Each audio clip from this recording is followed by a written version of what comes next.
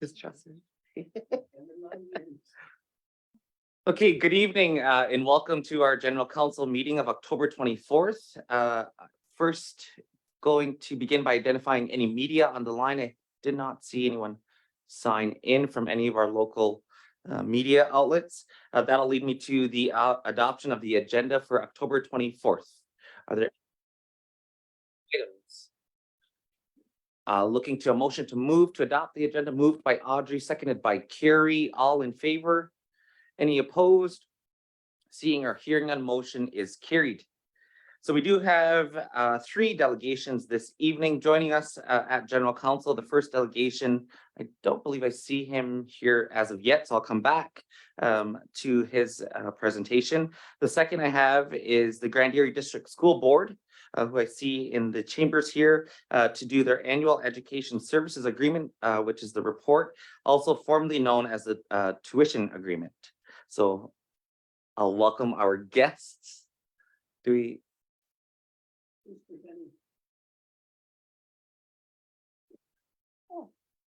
Oops, my apologies. Just one second, if you could bear with us online. Okay, this updated today, so it's glitchy. That's what's Happening. Yeah. Okay. My apologies. To those on the line, we are experiencing some technical difficulties, so please just bear with us for a couple moments.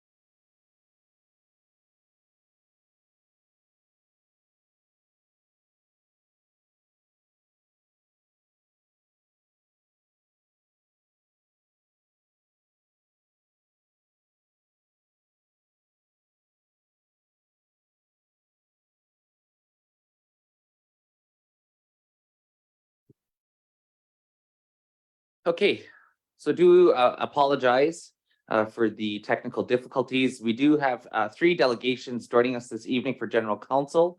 Our first delegation is Rod Squire with part of the Reserve Power presentation. I believe his business partner Ethan is online to walk us through their presentation. So I'll look to welcome Ethan. Can you hear us okay online? Yeah, we can hear you. Can you guys hear us? Yes, is Rod also with you as well? Yeah, Rod's with us as well. We're just gonna turn the video on now. Okay, perfect. So what I'll do then, guys, is I'll pass the floor over to yourselves. Again, welcome to General Council. If there's any further questions or comments after your presentation, we'll look to entertain those from councilors then. So welcome, and I'll pass the floor over to you. Awesome, sounds good. Yeah. Are we given permission to share the screen? Yes. Perfect.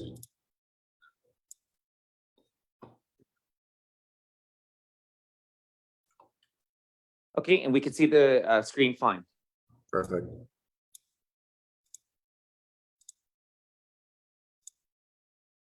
Okay. Just while you're setting up here, I just want to give a little bit of briefing to council and community. I did have the opportunity to meet with Ethan and Rod over Zoom some time ago, and I believe we've also even caught up over at the Tiny Homes event that Development Corporation put on. And I'm really excited to see this presentation to full community and council and to really push young entrepreneurship, especially within the energy sector. So it's really nice to see. I know Darren was also a part of these conversations when we met with the fellas, and this is now just the next step in terms of follow-up of the presentation itself. So just wanted to give a briefing to the background of the presentation. I'll pass the floor back over to yourself, Ethan and Rod. Awesome, sounds good. Thanks so much. Thank you very much, Chief Mark. And I guess we'll just get started. So as most of you know, or if those of you don't, I'm Rod Squire. This is my business partner, Ethan Cho. And together we have founded Reserve Power. So about our mission for Reserve Power, we want to be the leader in accelerating the sustainable energy transitions, and we want to be the leading charge against climate change. And we want to provide affordable and reliable power to 6 nations and many nations to come. Some of the problems that we will face with reserve power are the increasing energy costs, the environmental pollution, limited access to energy, as well as global climate change, our current reliance on fossil fuels, and the unreliable grid system. The tools that we'll be using to combat these issues are our hybrid inverter, our battery energy storage system, and solar panels, in which, when the three are used in conjunction, can create an off-grid, hybrid, and a backup system. As Rod mentioned, these components and systems can be utilized in different configurations to power your home, businesses, garage, sheds, you name it. So to go over all the systems that are capable of doing this all-in-one solution can do a hybrid system, an on-grid system, as well as an off-grid system. So a hybrid system is where all the energy from the solar is actually harnessed into the energy storage system, and our hybrid inverter sends back power to the hydro line, meaning that you can be credited for the energy that you're saving, which in turn reflects in your monthly bill, lowering your monthly bill. The same components can be used to do an off-grid home. This means that the whole entire components can be simultaneously used completely without the grid's reliance. This is a very good component that we figured out, that when we're working with homes that are in the middle of the property where they have to buy hydro lines and they have to buy inverters and different types of transformers that cost them a lot. But the off-grid system allows the people in that reserve to just have that system on that property. And then last but not least, a backup system can be done just using the inverter and the energy storage system. In this case, you don't even need the solar panels. A lot of people have SNGRECs currently using for backup system, but what we can do with our inverter and the energy storage system is that the energy storage system can harness the energy from the grid and then hold on to it. And when there's a power outage, the inverter makes a transition. However, this transition is seamless, so you wouldn't even know that you had a power outage. And recently with most of our clients, that when we had a power outage on the Chiefswood Road, we asked our clients if they experienced a power outage, and they said no, was their work. So the system worked. All of these system components that we mentioned is a smart system. So we have a data management system that can be watched and monitored using our smartphone app. The smartphone app will be able to measure the power status, the power usage, as well as the battery status. So this can track all of your solar input, your complete power output, and keep track of how much power you're using from the solar as well as from the grid. This conversion process is very, very simple. So it's a 4-step process. So first step process is the energy assessment. If you're building a new home, we would know exactly how many appliances you're putting in, and we could do an estimated power calculation to see what kind of configuration would work best for you. If you currently own a home, we can check your hydro bill to see how much power you're using and configure a system that way. Or we could do a power assessment by going into your home and then checking and turning every appliances on to see how much power output you use.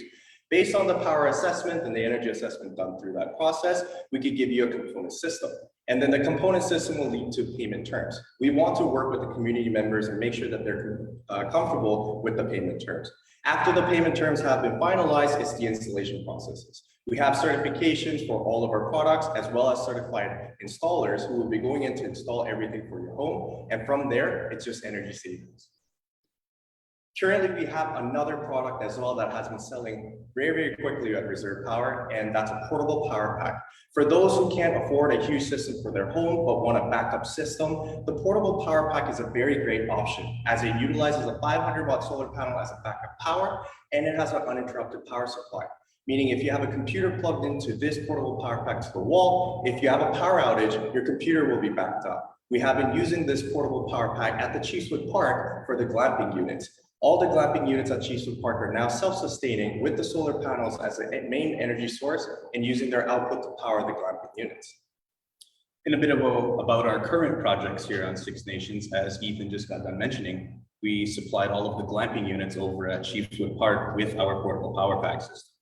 As well, we were working with economic development to give the tiny homes project, which Chief Mark Hill also alluded to earlier, that we are giving them an off-grid energy solution system as well. And a few other projects that we've done here on Six Nations are just residential, whether it be the hybrid system or the complete off-grid solution that Ethan had already described. Now that you know of that, our executive breakdown is me with the 51% shareholding. I am a member of this community and I have been all my life. I live right here on Chiefswood. I went away to school in Onondaga for a few years, and I've also dabbled into the green energy sector through Green Living Manufacturing, offering solutions with shipping containers as well. And for me, myself, for Ethan, I'm a 49% shareholder of Reserve Power, and my background's originally from Alberta, and I moved to McMaster University for schooling in automotive engineering. And from there, I got into automotive drivetrain technology and for electrical, and I specialized in Arcosol Corporation for green energy. So our short-term goals for the next few years is that Reserve Power would like to be implemented in 100+ homes through various communities, including our own. We wish to do bigger projects such as warehouses or community buildings like community offices or like the bingo hall, as well as we've been working with GREC to do an employment program as well, where we'd be offering education and training into a new area of demographic of work for our youth and individuals seeking different and new opportunities in the world. Now that the short term's done, our long-term projections are that we would like to get implemented in different nations across all of North America, whether that be First Nations or not. And Reserve Power, essentially, our end goal is to become a global distribution center for green energy products. And yeah, short and sweet. Nyama for listening to us. That's our presentation. Okay. Well, thank you, Anyawa, so much to each of you for joining us this evening and walking us through your presentation. Again, really innovative, really exciting stuff. So again, congratulations to each of you for doing this type of work. I know it's super important. We've been working as well in part of my role at the Indigenous Education Council, which I have communicated to Rod and Ethan in relation to trying to look at other ways of, always not being so reliant on government funding, but rather getting institutions involved on whether that be research and looking at some of the other types of solutions that we can look at in terms of the research part of things from university. So I'm still playing that role at McMaster. And again, I think it's important. And as well, it's nice to see some of the projects that you've already partnered with the Development Corporation on, like the little glamping camping units. I think it's again really innovative. And at this point in time, I do apologize. We were having a little bit of interruptions throughout your presentation, but we did manage to get them printed and within their iPads as well. If there's any further questions or comments from council, I'll look to open the floor up. Awesome, thank you. I'll first begin with Councillor Audrey. Sego Rod, it's nice to see you. I wish we could see your face. There you go. Yeah, I'm here. Pardon me? Oh, I'm here. I can hear you. Okay. I'd like you to re-explain in a little bit more detail how this works with the GENERAC to store your energy and supply it back to the home. And I also would like to know a variety of maybe 3 things of cost that the homeowner would have, or a small business or a large business, so that we can see if this is something that's affordable. For sure. I could answer the question in regards to the GENEREC. So currently we offer the inverter and the energy storage system as our backup system. So essentially this would be a $12,000 system that gets installed directly into your home. So with GENERECs, there's a lot of hidden fees. You have to have a concrete foundation, and you would have to have the gas bills and whatnot. But essentially our inverter and energy storage system can be installed directly into your home, and it would give you about, it depend on the house and how big it is, but it would give you to about 12 to 24 hours of backup energy time. And the costs? Small home, medium home, and a business. Can you hear us? Sorry, we were having a bit of Difficulty over here. Oh, yeah. So she was just referring to her other part of the question in relation to cost.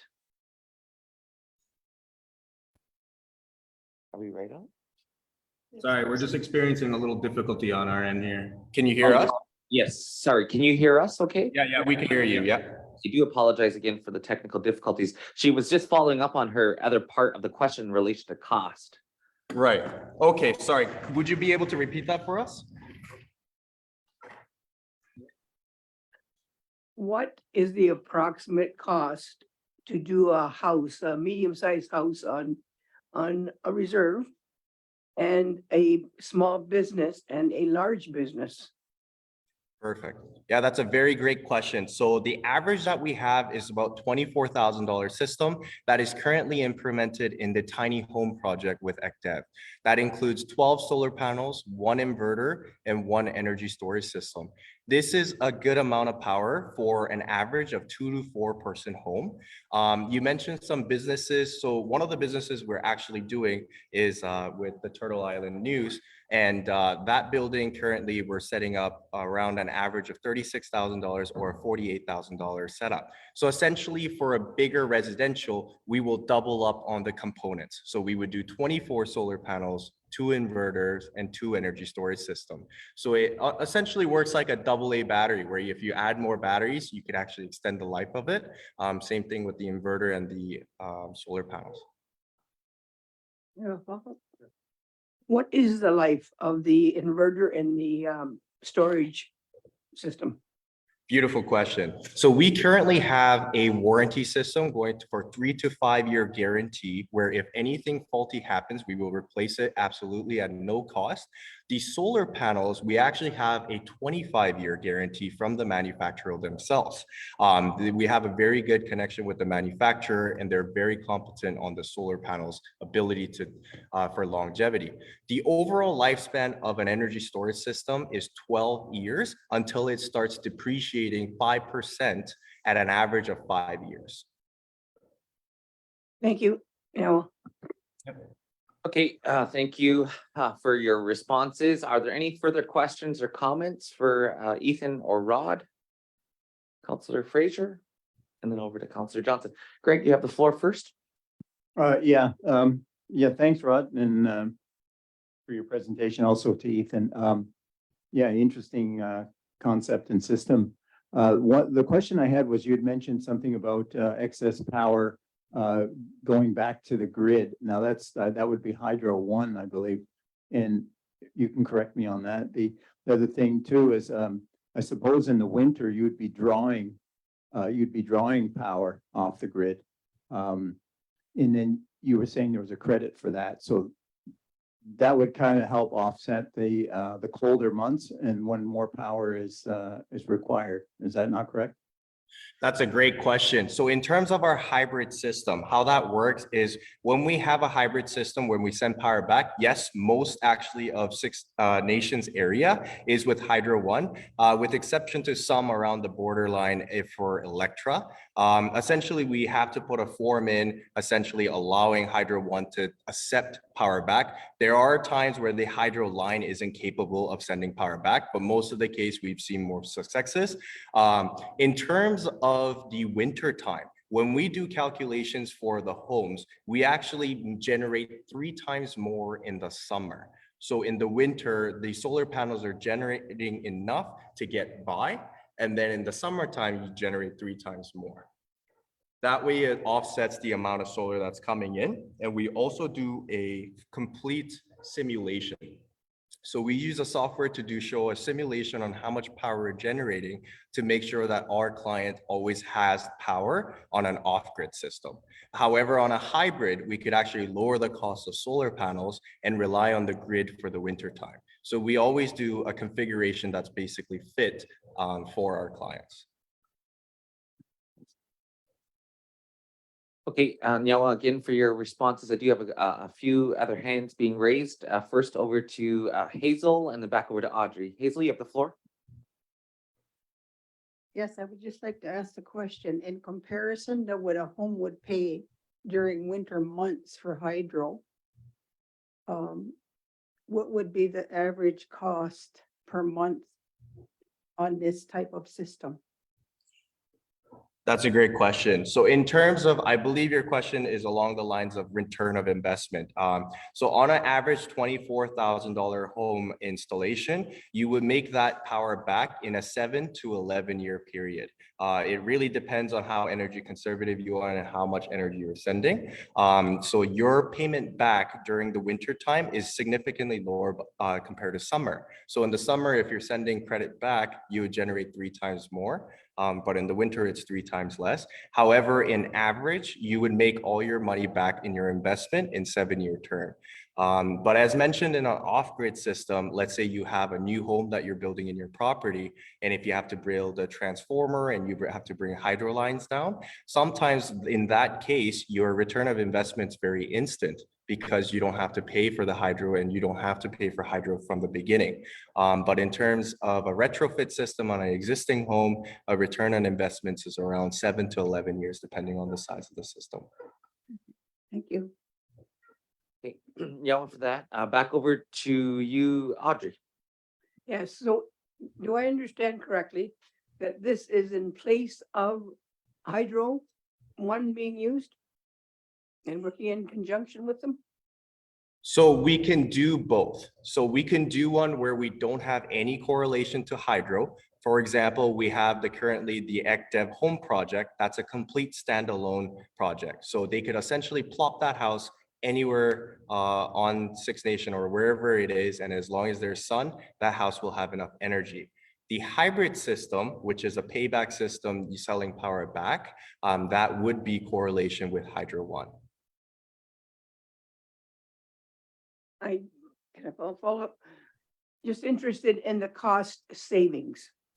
Yeah, so the cost savings, People do this unless it's a significant amount of money they'd be saving on for their hydro bills.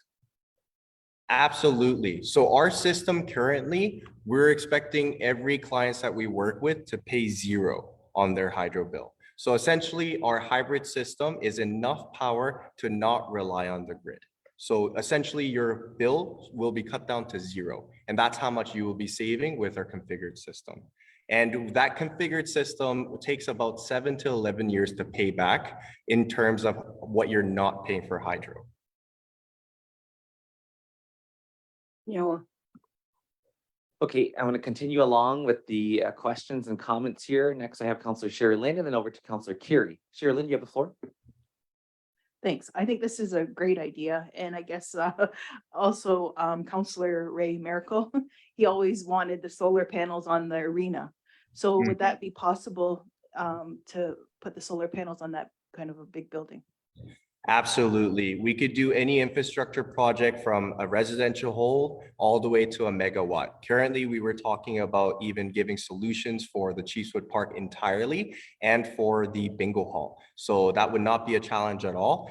And of course, we'll send you an email in regards to some of the projects at that scale. And then, yeah, I look forward to helping out in that sector as well.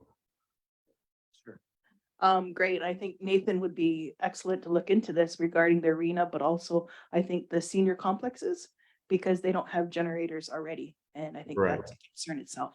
Thank you. That's a really good point. I know what Sherry Lynn's bringing up. I know former Councillor Ray, the late Ray Miracle, was always adamant to see as many band-owned buildings as possible to have solar panels. But the only problem that I recalled during that time of the due diligence that we were doing was because of the weight and the structure of the buildings itself. Is that an issue with your product? Because This is I know a there was beautiful different. moment, yeah. So Like the weight reduction, actually, we have a very new product. I'm not sure if you guys are familiar with Bears In property. So currently, we recently did a Bears In property with flexible solar panels. The flexible solar panels weigh 90% less than the conventional solar panels as it's glued on to the roof. So the roof gets glued on, and the flexible solar panel allows it to fit to any type of roof structure, and it reduces the weight significantly. And that for sure will eliminate your weight problem. And we also have some engineers on board who are able to do a structure analysis to make sure that the weight that we're putting on the building are capable of sustaining our solar panels that we put on. Okay, thank you. Thank you for that. Curie, you have the floor. Yeah, Rod, for a 200 amp home, that would be, it's going to be built for, normally it would be 200 amp service, but it would be off grid. What would be the approximate cost for this inverter storage and the panels? Yeah, in terms of the cost, I don't really have a ballpark number right away. However, if you send us some of the more information, I could happily do a simulation. We usually run it through our software to make sure that it fits all of the power needs. Most of the calculation also does factor in with the energy storage system. So we could actually supply the amount of power, but depending on how much power you want to store, the cost becomes different. And it also depends on if you're doing a hybrid system, on-grid system, or an off-grid system. So I would have to get more specific, but we could happily provide with like a ballpark number with a bit more information. Okay, thank you. We do have another question from a community member, Claudine Benevere Albert. I'll pass the floor to you. Thank you. My question is, if a contract is made, is it made with an individual, like a homeowner, or is it made for the property? Can it continue if like, I'm old, right? And and suppose I went for this at my house and I croaked and my house was given to one of my kids. Then does the deal still continue? Is the contract still continuous or not? That's a great question. In terms of the house, even if you sell the house or if you give it to somebody else or you pass it down for next generation, it will still continue to have that contract. So that would be a bounded contract that continuously goes with Hydro One. Okay, now as she says. We're gonna go back to Councillor Helen, who has question, comment. Yeah, I just, I didn't go to the small home, project that Matt was putting on because I think it was out of town on business. So you have, this system is with those small homes project? Yes, yeah, currently we're working on the tiny home project. We're waiting on them to move it outside onto the property. They mentioned that they were moving it in front of the Chiefswood Park. They wanted us to install the solar panels because they weren't sure if the solar panels would be okay during transport, and they didn't want to damage it or be liable for it. So we're just waiting on the solar panels, but rest of the components are already installed in the home. So are you going to be doing a presentation to the community on this? Yes, of course. We hope to do so at the open house and go over it. Because I don't have hydro. I mean, I don't look after my hydro. My son does. So I'm sure I would like my son to be able to hear this. For sure, absolutely. And we're always at the warehouse. And within the presentation, the address is on there. And we would love to have people come over, take a look at the systems. And right beside us, we have a home that's already done, which is Audrey's actually. And you guys could take a look. Anybody is free to come and visit and take a look at the system. Okay, all right. Okay, thank you, Nyao, so much for your presentation. I'm gonna go over to Councillor Michelle. Ethan, Rod, welcome. It's quite an innovative project, and so I'm willing to move this motion to support this business. Okay, so the motion on the floor, it's moved by Councillor Michelle, it's seconded by Councillor Audrey. Are there any further questions or comments for our guests online? Okay, seeing or hearing none, all in favor? Any opposed? Seeing or hearing none, motion is carried. Well, congratulations to both of you again. Again, it's a really innovative idea. It's really nice to see the collaboration that's already happening and taking place. I know one of the key pieces in terms of the tiny home project was to it's a pilot project to see the interest, and they wanted to really look to see the demand of if especially community or others businesses could utilize that. So it's nice to see your work becoming into fruition. So congratulations. Yeah, I'm very much. Now, Okay, so that does complete your portion of your presentation. Again, just want to say Nyawa for joining us this evening. Have a great night. You as well. Yeah. Oh no. Okay, council and community, we're going to continue moving along our delegation portion. Our next presentation is in relation to the Grand Erie District School Board. We do have guests, including Claudine Venieri Albert, again, to provide us with the report formerly known as the tuition agreement. So good evening, and I'll get them set up. So if you could just bear with us online as we switch over to our next presenters. And welcome. Thank you. Some of us at Grand Erie are double booked, so I don't know if Joanna is actually going to make it here or if she's coming online, so we'll see. Is she online? No. Okay, well, okay, council, here we are again. And I really am happy to be here and happy to see you. And as you know, Grand Erie has a tuition agreement, or what's called an education service agreement now, between Grand Erie and Indigenous Services Canada. However, because the children who attend under this agreement are Six Nations students, we feel that it's always important to make the presentation to Six Nations Council. So I don't know exactly if Joanna will be coming in a few minutes or not. Dr. Joanna Roberto is the Director of Education at Grand Erie, and I think some of you already know Joanna. With us tonight, we have Kevin Graham, who is the superintendent for Indigenous education. And he kind of oversees all the Indigenous staff. And we have Jessa Late, who is the Indigenous advisor, new this year, and we're happy to have her. Also, we have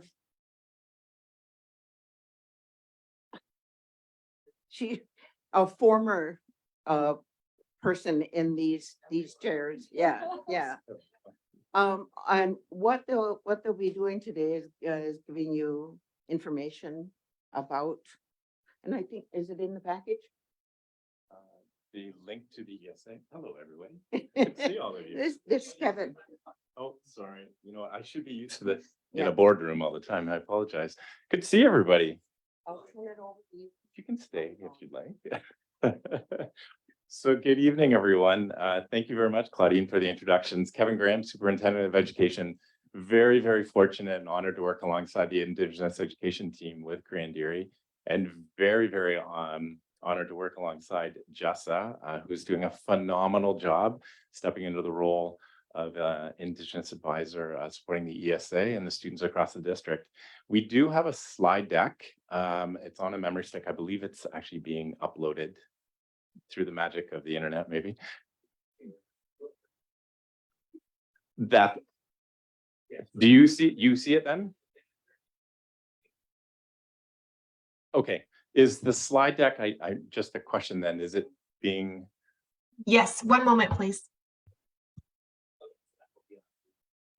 Wonderful. So I can just start to talk, I guess, and then Jess and I. Wonderful. I can do that, definitely. So as was mentioned, every year through Grand Erie and our work with students from Six Nations, and of course the staff who are supporting the students in the community, we do provide an education service agreement progress report that we bring forward and are very, very happy to share with all of you. And I know the last couple of years I've been very honored to be able to speak to all of you, although it was online. So this is the first time that I've been in person. It's fantastic to see all of you in person. This just gives us an opportunity then to just speak to the report itself, knowing that you have a copy, a digital copy right now. I just saw that on the screen over there. So you do have a digital copy of it. But we're just going to highlight some of the aspects of the education service agreement and be able to support any questions you may have as we go through some of the slides. So I'll just talk sort of a high level right now until I see that the slide deck is up. But of course, we are speaking to the work of the 22-23 school year. So of course, we've just embarked upon the 23-24 school year. So this is a report on last year's progress, which is always a great opportunity to reflect on the work that's been done, as it helps to serve as next steps for us in Grand Erie. And it's specifically related to the work of the students in the team whose work emerges from the education service agreement with Six Nations. So this allows us to take a look at 22-23, a summary of activities, as well as taking a brief look at credit achievement data from last year as it's linked to the multi-year strategic plan. So a little bit of an overview as we walk through some of these slides. I'm just pausing just to see, did anything come up on the screen yet? No, not yet.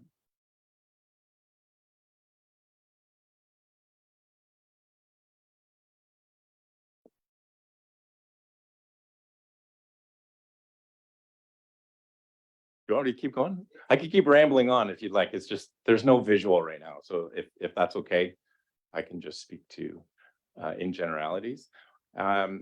So the context then that goes with this is that we've got a phenomenal staff at Grand Erie supporting the students coming from Six Nations. Of course, as mentioned already, Jess Late has been doing a fantastic job supporting not only students coming in from grade 9, but supporting some next steps. There we go. I can see a slide deck beginning already.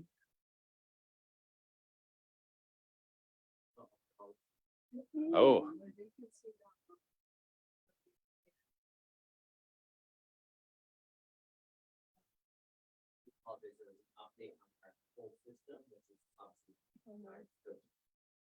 That's okay.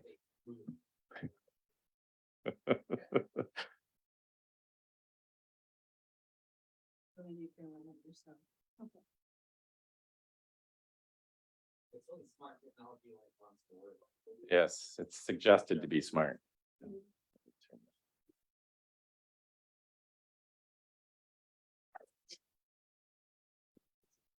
Excellent.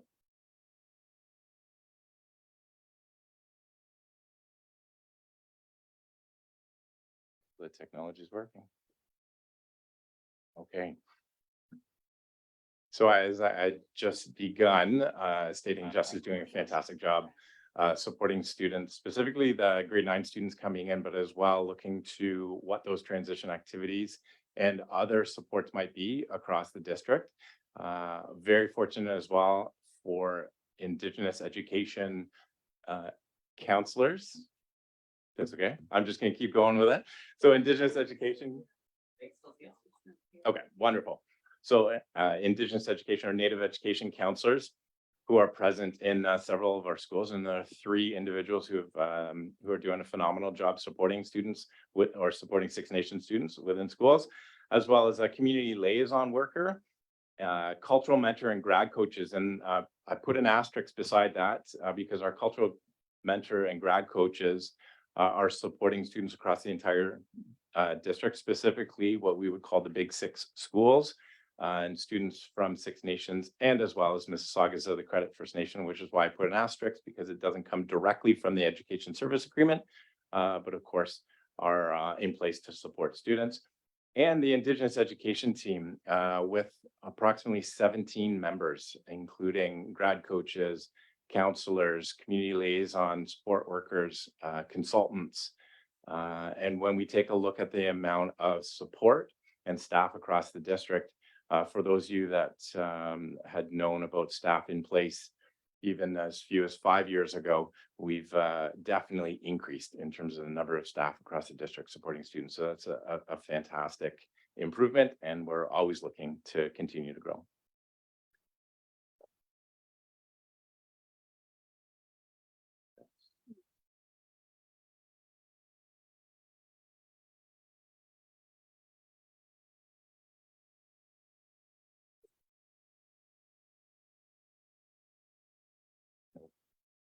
Oh, there we go. All right, so I'm going to be talking about the transition activities that we do in Grand Erie. So through my new role, as Kevin mentioned, I'm kind of supporting our current role or our current activities that are going on for grade 9 activities. But last year I was filling in for ESA counselor at Hagersville, and I also got to participate in a lot of the transition activities firsthand, plan them, see them, how they ran, and all of those things. So the transition activities are partnership activities that we plan with different supports in our school board. So a lot of like right now I work with another 7 to 8 consultant, and he's doing stuff with the other students coming in from our feeder school. So we're making sure that our students from Six Nations actually are participating in the same grade 8 day events as well. Some of the schools, depending on what staff they have at the school, like the ESA staff, will have different events tailored to the things that they want to plan for the students in those schools. So we have some of the transition activities that we do in our board throughout the year are grade 8 transition meetings. So we meet, kind of get a better idea of the student who's coming into our school, kind of know what supports they need when they get there. Registration meetings, again, just to help with registration, making sure that students are getting the registration packages in by the deadline. The deadline is just important in terms of numbers so that smaller schools can actually make sure they get their courses put into place. So it's harder when the students come in after to make sure that those courses are in, just because of the Ontario funding, not the school board, but it's the way the Ontario funding works for it. And then school information and special program information events. So just different things that are going on in the schools or special programs. Parent caregiver meetings. So we meet with the parents. They have the opportunity to come in and speak with LRTs at the schools that their students have signed up for, and then just share whatever information they feel relevant for their student in the school that they've signed up to. Grade 8 day events, so different times throughout the year. So currently I'm planning or helping to plan. Grade 8 classes have chosen different schools in our board that they're eligible to apply to. Or that the funding for the transportation is provided to. And then they're able to go and take a tour of the school, depending on what school it is. They have different events tailored to those students coming in. Then there's also grade 8 shadow days where they get to kind of have a taste of what a timetable is like in the school.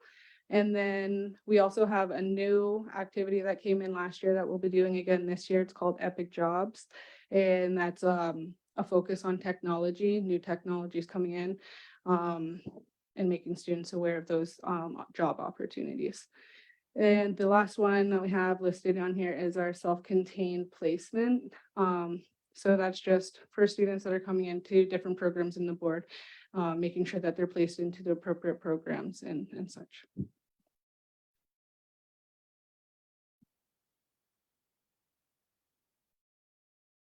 Okay, and at this point, I just wanted to highlight the importance that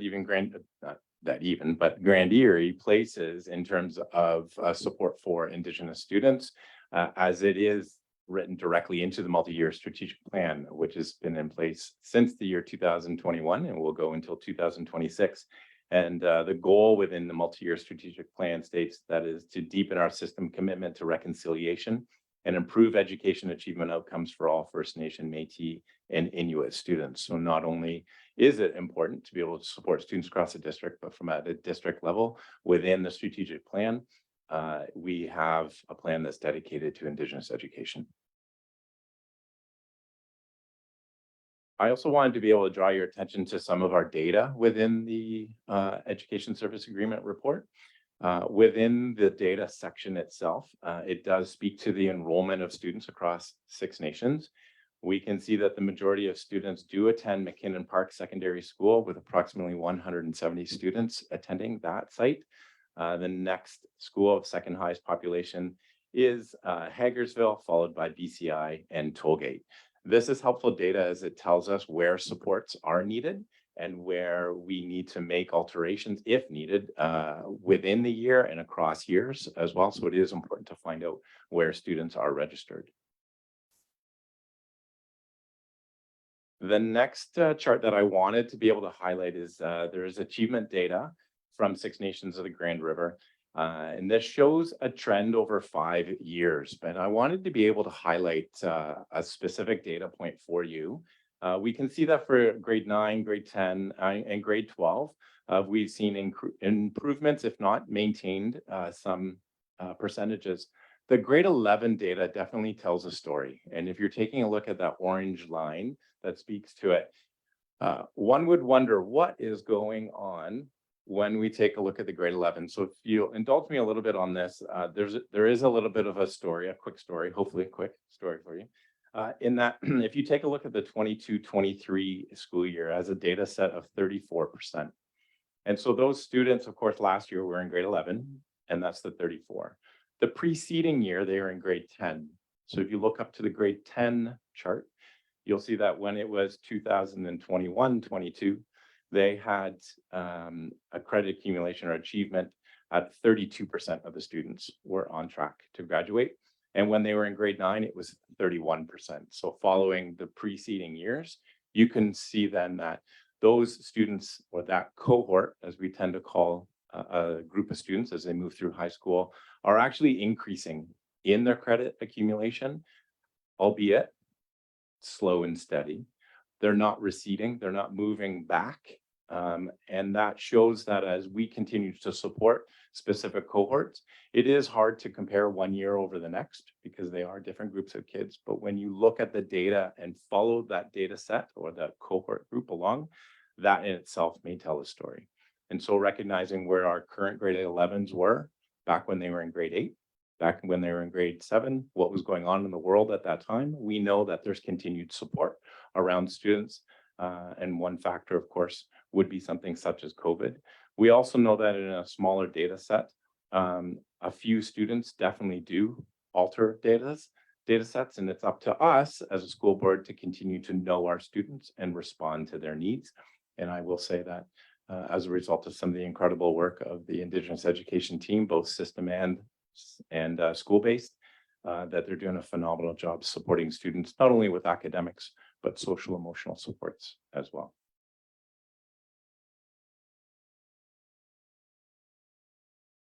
The next overview I just wanted to provide was, in this case, students have an option of graduating in 4, if not 5 years. We sometimes report grad rates in 4 or 5 year rates. And so this screen just shows that a student who's in, I'll just look at grade 11, for example, a student achieving 19 or more credits, represented close to 64% of grade 11 students were on track. And when we looked at our grade 12 students, they were close to 70% of the students were on track to graduating in 5 years. And we do know that students have different pathways as they navigate high school. And for some, it might very well be 5 years. So we definitely don't want to look at just a 4-year grad rate. We do look at a 5-year pathway. And I'm also just recognizing the time too. Sure. Recognizing that we've gotten probably another 5 minutes until the next delegation, right? Yes, I'm gonna actually open, if that's okay. I want to look at the status of your presentation. Was it almost complete, the slides? Well, we just had a couple more highlights in terms of a lot of the dynamic and responsive programming that's in place for students. And I wanted to allow Justin to be able to speak for that. And just Sure, maybe let's. a little bit. Is that okay if we can do a couple minutes? Sure, and then I'll open, because I know there's a few questions already. Thank you very much. So under this slide, it's called other ESA undertaking. So one of the things that we have mentioned here is our partnership with federal schools. So that's focusing on transitioning, or the transitions and the transitions activities that I had spoken to earlier, and co-planning and co-teaching, and sharing kind of like where their students are at and then with us, so that we have a better understanding. But also, I would say there's been work at connecting with some of our private schools in the community as well, and knowing that their grade 8 students are transitioning into our school board as well. So at times, and then there's another component that was new last year that we started. It was so we've had Indigenous languages in the board. We've had them at certain schools, certain languages. And it's been that way for a while now, but this year they introduced an online language option. So I'm a language learner, and I know that like online language learning is not the most ideal. However, I saw a lot of cool benefits that came from this program. So Our students at Nations and New Start don't necessarily have the option to take a language credit otherwise. So online, there were students that were able to take the language courses while they were still attending alternative school. Another thing that I found really interesting was a student who had grown up learning Cayuga but was Mohawk and had the opportunity to take Mohawk this time because it was online and it wasn't the only, because generally if there's a language at the school, it's either Mohawk or it's Cayuga. You don't get the option to do both. At Hagersville, there's Anishinaabemowin and there's Cayuga, but that's because of their other ESA.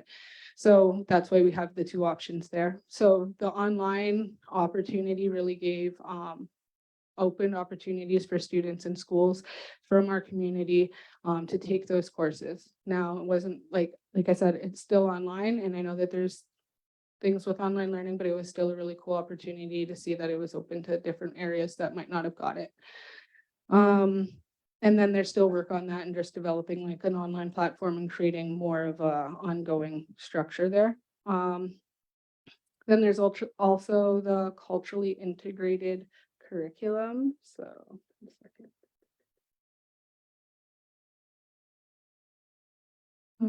And then, yeah, so culturally integrated curriculum, just looking at different ways that we are including our culture in that, and some of our support staff support that, and how we include that, and how we reach out to the communities to be able to do that. And then also just supporting Indigenous courses in the board. So many of you may know about the Native Values and Beliefs grade 11 English course that is mandated across our board, that also students take that for their grade 11 English. So we've just been supporting the teachers in that, trying to help them create reliable resources and have an opportunity or community to reach out to in regards to that course and the other end studies courses. But the Native Values and Beliefs was the more current work that we've been doing.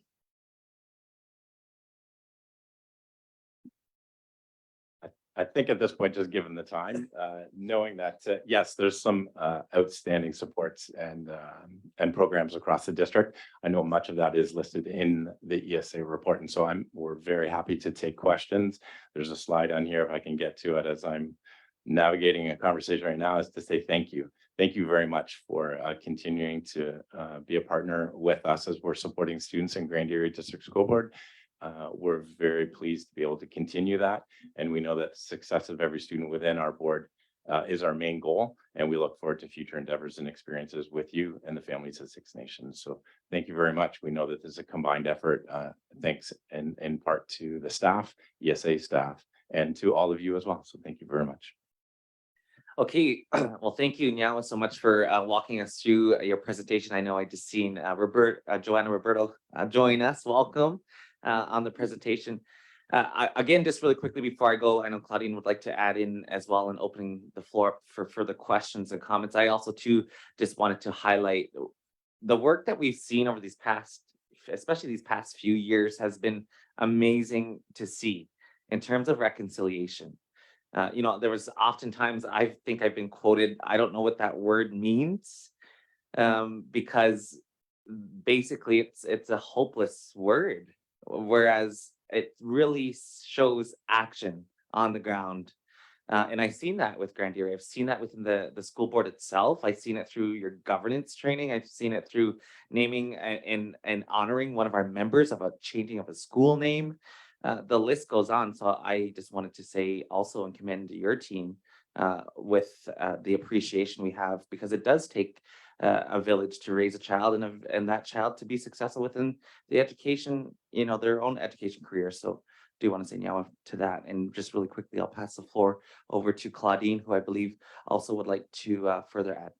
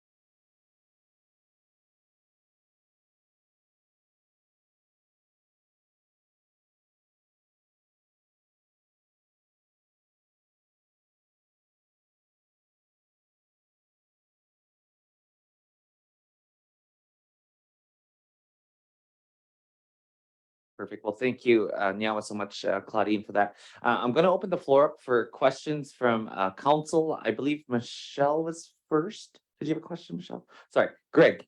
Greg, and then over to Sherilyn and Audrey. Greg, you have the floor. Yeah, thank you for your presentation. Yeah, and also your support for our students. It's really good to see. I can even see some improvement just over the last year or so. My question is grade 12 graduation rates? And have you seen an improvement in terms of, and I don't like to use comparables because we do things at different rates, but is the First Nation graduation rates for grade 12, is that similar to non-First Nation graduation rate in Ontario? So thanks for that question. Yes, when we take a look at our grad rates, the comparison between students from Six Nations and then Grand Erie as a whole, I meant that was your question, right? In terms of the comparison between. So there is a discrepancy between the two. Six Nation students currently right now have a lower graduation rate than all of Grand Erie together. We do know, as we've just spoken to, that there is some continued next steps in terms of supporting students as they navigate graduation, knowing that there are many different, as each student comes into the school, every student has a different story. Every student has a different background. And part of what we're doing in Grand Erie is to ensure that we're meeting the needs of each student. So supporting them through our staff, supporting them through the district itself in terms of what each student needs is that next step. And we know that we've got some continued work to do. Yeah, I think it was quoted to us, I think, from our lifelong learning task force that our graduation rates were around 60%, something like that, 65%. But it was compared to Ontario, and Ontario was closer to higher in 80 percentiles in terms of graduation rate. Is that similar to what you see? Within Grand Erie, Yes, District School within Board, Grand Erie. our 4-year grad rate was published at just shy of 70%. Okay, but that was for First Nations As a whole. as a Erie, whole. yeah. Okay, thank you. And yes, you are correct. Okay, continuing down the speakers list, over to you, Sherilyn. Thank you for your presentation. I guess I just have a couple in regarding the process with the trustee and the staff to be able to advocate. How does the staff's to have problems or want to advocate? How does that get to the trustee? So in terms of if a staff member has Yeah, an just had some issue, issues and how do how they does that get connect to the with the- trustee? Yeah, how so do the they trustee connect can with the trustee? advocate at the board level. so if the trustee is made aware of any issues directly or indirectly, whether it's through myself, if there's any questions, then the trustee can then support at that So the board level. staff can talk to the trustee. Is that the process? So the process then, if a staff member has any questions or concerns, Yeah. they can bring it forward as through their supervisor or Okay. if they're comfortable in that case. And then if it's required then that the trustee is made aware, then we can notify the trustee. Okay, I just hope in a lot of cases that they're aware, just because that's why we have a trustee to advocate. That was all. I just needed the process. Thank you. Okay. The other thing is, I see there's a lot of staff that you have that are helping, and that's great. I guess my question is, where are they housed? Is there any office space for them? Are they here in the community? Where are all the staff housed? So we've got some office space, some desks, some opportunities to be able to work right out of Six Nations Polytech as well. We've also got some dedicated office spaces out of the Hagersville Sports Center, which is the back end or the backside of Hagersville Secondary School. Thank you. Okay, go over to Audrey next. No.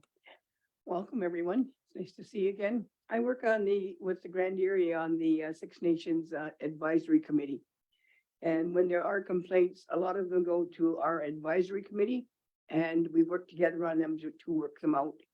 And it's quite wonderful to see it in work because I've been there now for the last 7 years and we've come a long way in 7 years. We have our counselors who are absolutely amazing, raising their voices and having their voices heard. Youth are having their voices heard. And Grand Erie from what I can tell, is listening to them. And we have a wonderful Joanna Roberta over there as the Director of Education.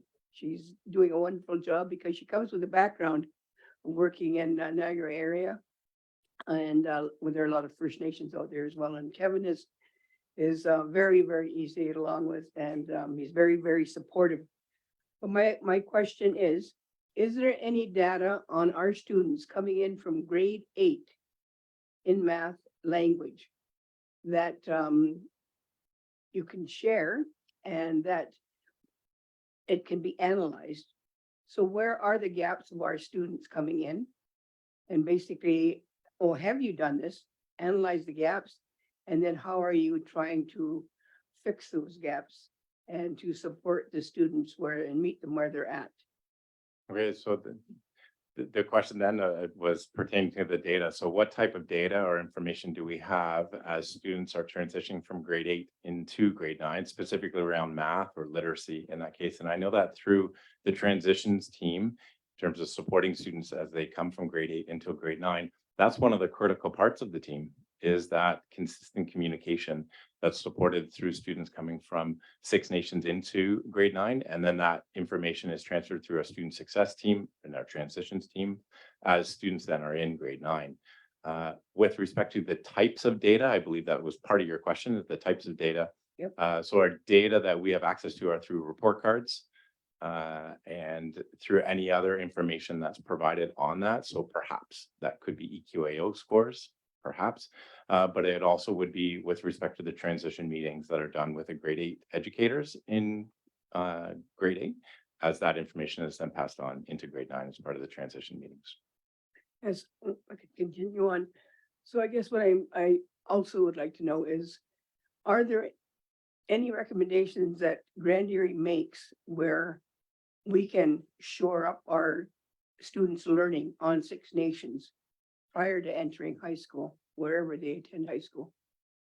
So recommendations just in general with respect to some of the work that we're doing, and I'll give an example right now, is we're undertaking the Grand Erie Math Achievement Action Plan, which supports students specifically in grade 9 when it comes to support around mathematics. And those resources right now are currently in process. Actually, they've been shared and will be shared with educators as well through Travis Anderson, as we know that supporting some of the work that we're doing and the direction that we're heading is incredibly important for students in elementary school, and that ongoing collaboration then, so that educators on Six Nations are aware of the types of supports and the materials that are currently being used in Grand Erie.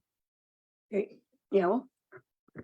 Okay, I do have a number of speakers on the list as well, but just firstly, before I forget as well, I want to also ask, sorry, Claudine, I'll come to you. Oh, okay.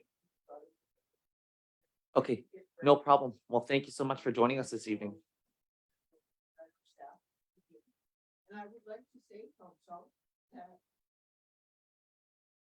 we at Grand Erie are looking to sit down with Travis Anderson and some other leaders at Six Nations to try to work together. So that when the students get to Grand Erie, that there's not, that it's more seamless than it actually is right now, and it could always be made better. So that's what we're hoping. That'll take time. Okay, thank you so much, Claudine. And again, just I know for those viewing online, Claudine had just commented to say that Grand Erie will be working with Travis Anderson to come up with more collaborative ways and efforts to better support our students, is what I've taken from that.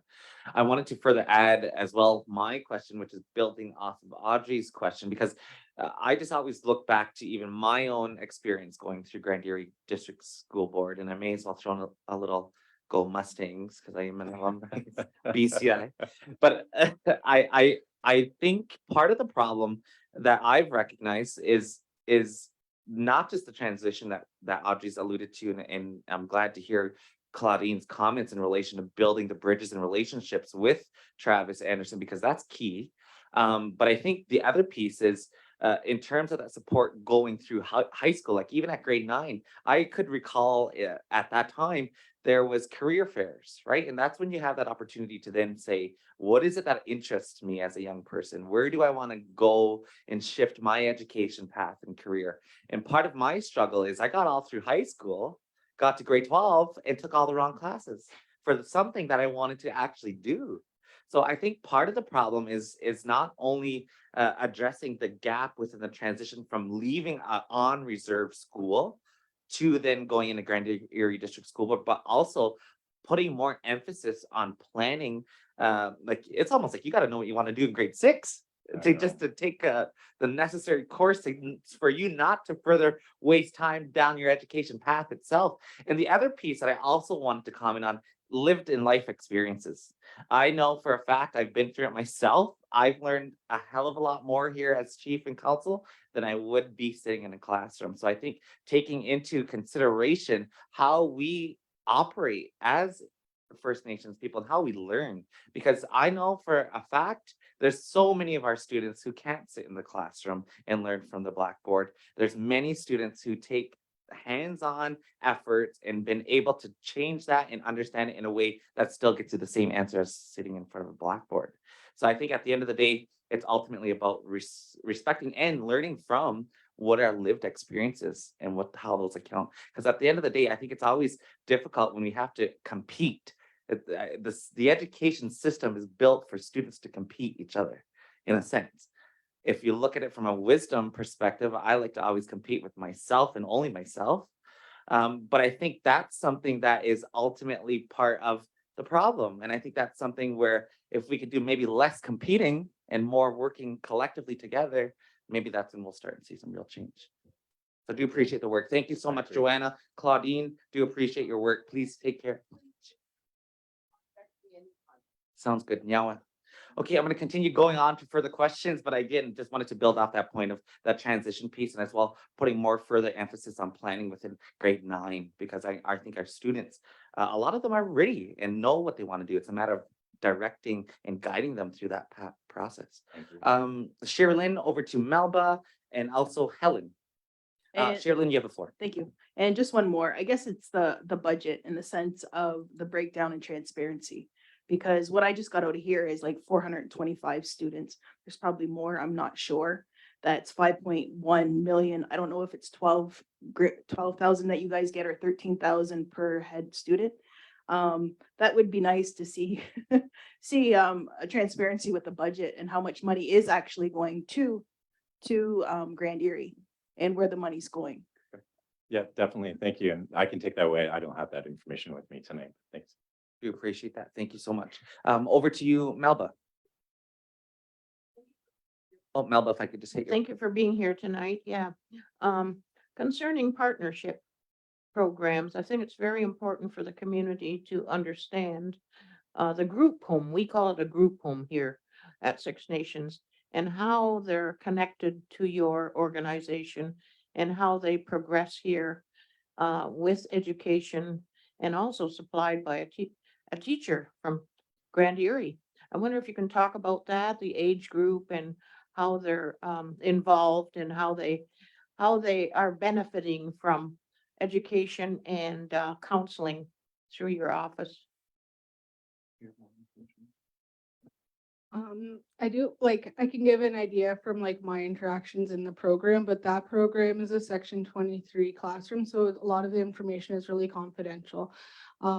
But one thing that I know that is happening new this year is or not new this year, it's just we have a new ESA counselor, but they are connected to the ESA counselor, so the education counselor at Hagersville Secondary. That is their connection to Hagersville, where the guidance and where they get timetabled and all of those things. But the majority of the services that are offered to the students at the lodge are provided through Ganakwisha. Can I further say that it's very, very important that they know what age category, because it goes all the way up to 21 years old. That is really great when that happens, where they can continue their education. Yeah. Thank you. Okay, now for that, Melba, over to you, Helen. Yeah, well, I used to sit on the advisory committee back in the day. And I always had an issue with self-identity. Because that's what you practice at the schools, right? They self-identify. And because we're running into so many issues with pretendians nowadays, and we had those two young girls scamming Inspire for money by claiming they were self-identifying as First Nations. So I really have an issue with the self-identity. And when I look at the figures, I'm wondering how many are really from Six Nations. They can identify as being from Six Nations, but do we really know they are? Like, you don't take status cards, you don't take any kind of proof. Somebody walks in and says they're identifying as Aboriginal, I guess Indigenous nowadays. Who's to question if they are? So I really have an issue with that. My other one is, you mentioned Métis and Inuit. Are they do they share the tuition from too, or is that just Six Nations tuition? Does the Métis get some of that money? Because if they get some of that money, that really upsets me. So the education service agreement is just with Six Nations. Just with Six Nations? Correct. Yeah, because you did mention Inuit and Métis. That's why I wonder. Yeah, that's part of the, when you talk about Part of the voluntary overall. self-ID, exactly, yeah. Yeah, those are my questions. And I don't know what you can do about self-identity, but I think we got to do something because, like I said, we're hearing every week that somebody's pretending to be First Nations and they're not. And all you got to do is say you are. So I have an issue with self-identity, and I wish there was something we could do to make sure who they say they are, who they say they are. Right. No, I just wanted to add, I think Helen raises a really good point. One of the conversations that we had last was with the University of Waterloo, who was also sharing that same concern. As you know, University of Waterloo was the first university to waive tuition for our students, and including credit First Nation. Well, that then opened another can of worms, because then now you have that same predicament with those, Helen referenced those two individuals who basically scammed funding dollars to get their education. You're now seeing that across the universities now doing this really good concrete action. And you're seeing that happen. You're going to also see McMaster do it.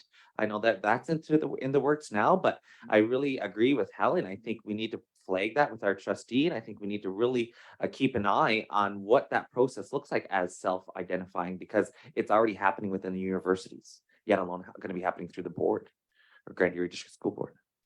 Yeah, thank you for the comment. I'd like to be able to provide a solution right now, but I know that that's a takeaway in terms of some next steps in terms And of what we could do. Maybe a suggestion is I know Jean Beckett, as one of the Indigenous coordinators who was the lead on getting tuition waived, maybe it's a suggestion to reach out to the universities to see how they're handling it internally as well, because I know it's an internal issue. Thank you. Greg. Just to that point too, as well as on the board for the facilitated Indigenous application process for medical students at McMaster, we saw the same exact problem that of the 30 applicants, we couldn't discern their true Native identity in terms of, we did have a lot of affiliations and alliances with Métis, and they were eligible to get and to go through this process. So we did voice our concerns about that as well. Okay, perfect. Now for that, Greg. Okay, is there any further questions or comments for our presenters? That being said, I'll look to the recommendation, which is to the service agreement to accept as information the report from 2022 to 2023. Moved by Audrey, second by Michelle. Again, any final questions or comments? Seeing or hearing none, all in favor? Any opposed? Seeing or hearing on motion is carried. Again, I want to say on behalf of this council, Nyawa, to your team, do look forward to the consistent communication and further relationship building. I know it's going to be important, especially with that relationship with Travis Anderson and the role in terms of that transition. I think that's going to be a key part in terms of how we can move forward in the best way possible. So just want to say Nyawa to each of you for coming here this evening. Yeah, thank you. Nyawa. And again, thank you for the gifts. I think I now have 100 of those cups.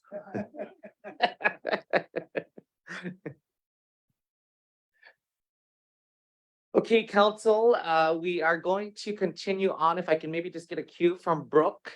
Brooke, if you're online, if you could give me a cue for our next delegation. I don't see Jennifer Mount Pleasant in the room.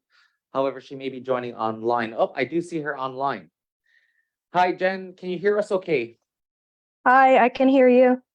Okay, perfect. Just to give you a heads up, Jen, we are experiencing a little bit of technical difficulties, so you're not going to be able to see us online. However, we can hear you within the chambers. So with that being said, I'll welcome you to this evening's General Council, and I'll pass the floor over to yourself for your presentation. Great, thanks, Mark. Hi, Jen Mount Pleasant, Six Nations Anti-Bullying Task Force Lead. Good evening, Chief and Council. Me and my colleague Sarah Curley Smith are here this evening to do a presentation on the preliminary report findings from our community surveys. So I'm just wondering, we do have a PowerPoint presentation. Is that going to work?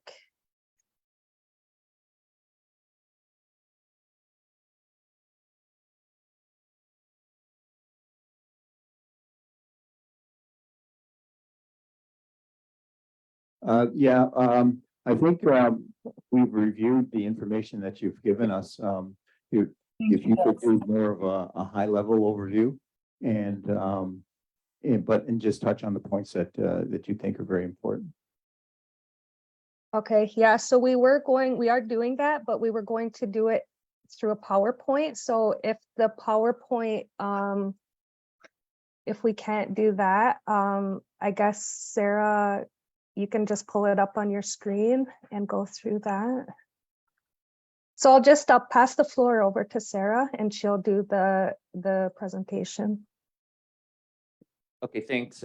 Thanks, Jen. Yeah, so we are again experiencing a little bit of technical difficulties. Some do have access to their iPads with a Dropbox. They do have the presentation. However, if you can, to Councillor Greg's point, give us the high level points as best as you can, just so that we can work through these technical difficulties while still getting to the decision point. So good evening and welcome, Sarah, as well.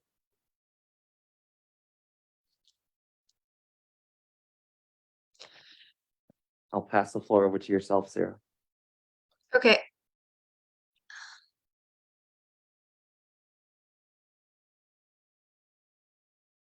So as my colleague Jen Mount Pleasant stated, that these are just the results from the kind of initial information gathering that we completed in terms of the anti-bullying task force initiative. So this is just an introduction, but recently there's been an increasing number of severe cases and a reported increase in prevalence of bullying. So this highlighted the necessity for immediate effective action, hence the anti-bullying task force coming together. So what the kind of preliminary data gathering exercise was a community survey, and that was developed in collaboration with an anti-bullying task force committee members. The questions that would best inform the task force recommendations. In addition, there was an environmental scan done of other bullying survey questions and community survey questions to ensure that we had comparability across the ways that we collect information and across other bullying research in the larger context. So survey implementation, the surveys were distributed at anti-bullying task force educational events and community awareness with the support of the committee members, just acknowledging them in their support in collecting the data and supporting community through filling those out. They were also distributed through online. So there were survey links that were distributed through flyers, including social media, email lists, community websites, as well as flyers around the community. So those were the different methods of trying to engage feedback and reach different areas of the community. So who participated? Participation rates tell us, it tells us who this information is representing, who we reached with our engagement methods. So there is a graph if people can see it, but the majority that participated was in the 25 to 34 age group, as well as the 45 to 54. And the average age was 42. I will note that for the 25 to 34-year-old age group, this is a demographic that typically is not reached during surveys. So what this tells us is either the methods that were used were particularly resonated with 25 to 34-year-olds, or they are particularly interested in this topic, or a combination of both. So just wanted to highlight that, as we don't typically see engagement in this age group. In terms of identity, 81% they're from Six Nations, and 43% identified as Haudenosaunee. So people were given different ways of identifying, and also other options to write in how they kind of identified culturally.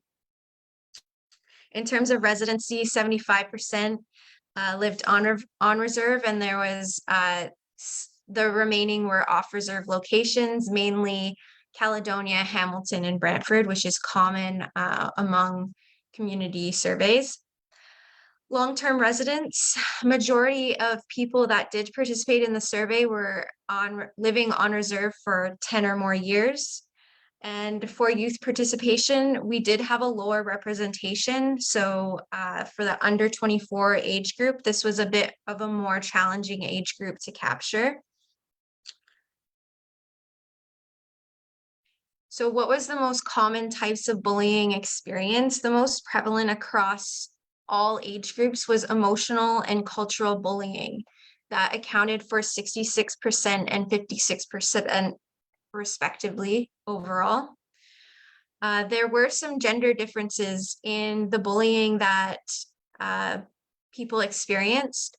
So there was a higher incidence of sexual, spiritual, political, environmental, and elder bullying among females, while males faced more emotional, cultural, physical bullying. Age-specific bullying trends. Adolescents, so that is 12 to 17, and children 5 to 11 were most affected by physical bullying, and emotional bullying was highest among children and young adults. When we're looking at bullying trends among adults, cultural, spiritual, and sexual bullying were predominant in adults aged 25 to 54. Environmental bullying, significant among adults, 33%, and children. And specifically around elder abuse, there was a notably higher percentage, 31% for 65 and up compared to the 55 to 64 age group.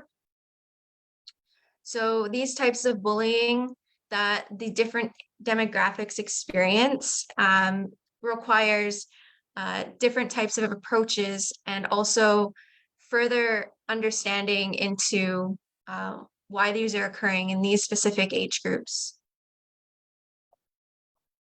So the second question that we had was, where is bullying occurring?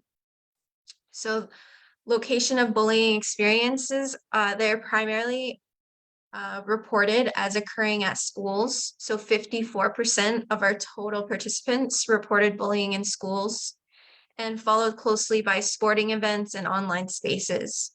And closely connected to that was workplaces and public areas in community. Now, we also looked at where is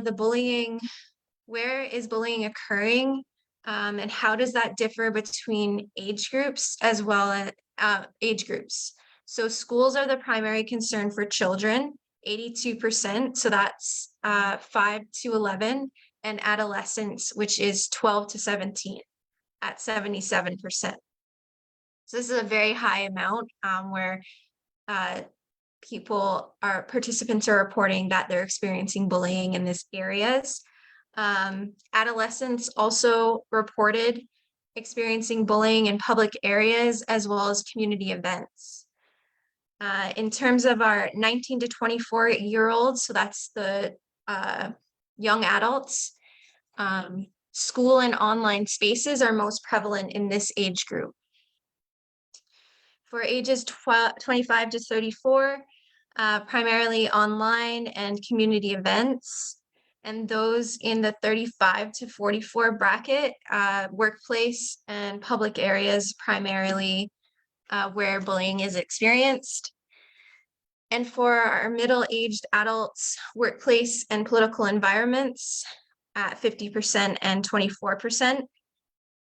And seniors primarily experiencing bullying at reporting bullying experiences at sporting events.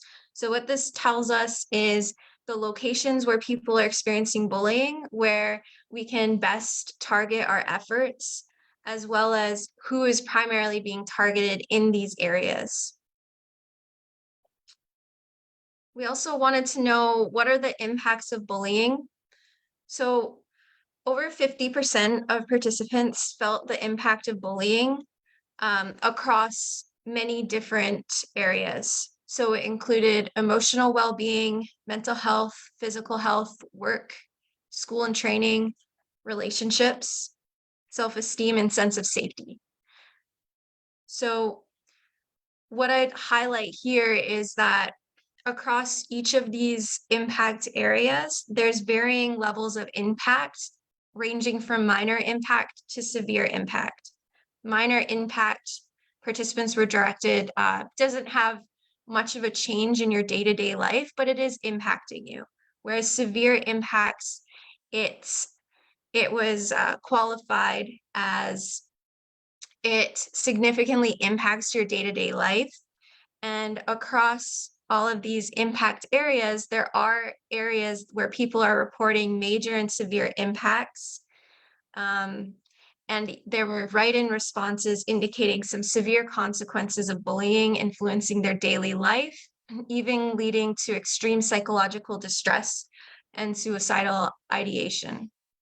This highlights the critical need for enhanced mental health support, fostering healthy relationships, and ensuring personal safety within the community, particularly those who have experienced bullying, which from our first question of how prevalent is it, that there are many people that are experiencing bullying in the community and that are impacted in their day-to-day life as a result. So another question that we had is, who are bullying incidents reported to? So most respondents report bullying to familiar figures. So friends, siblings, parents and cousins are among the most common people that bullying is reported to. There's lesser percentages that turn to authority figures such as teachers, school staff, supervisors, and managers. So what I'll highlight here is that there's a need for support for the individuals who are also going to be receiving reports of bullying incidents, and what to do and how to support their friend, their family member who may be experiencing bullying, and to recognize that not all bullying is going to be reported to authority figures. Support for people who may not know how to support the individual that is experiencing bullying. And 16% did not report bullying at all. And that's highlighting a gap in support or trust in reporting process, as well as social support for someone to turn to.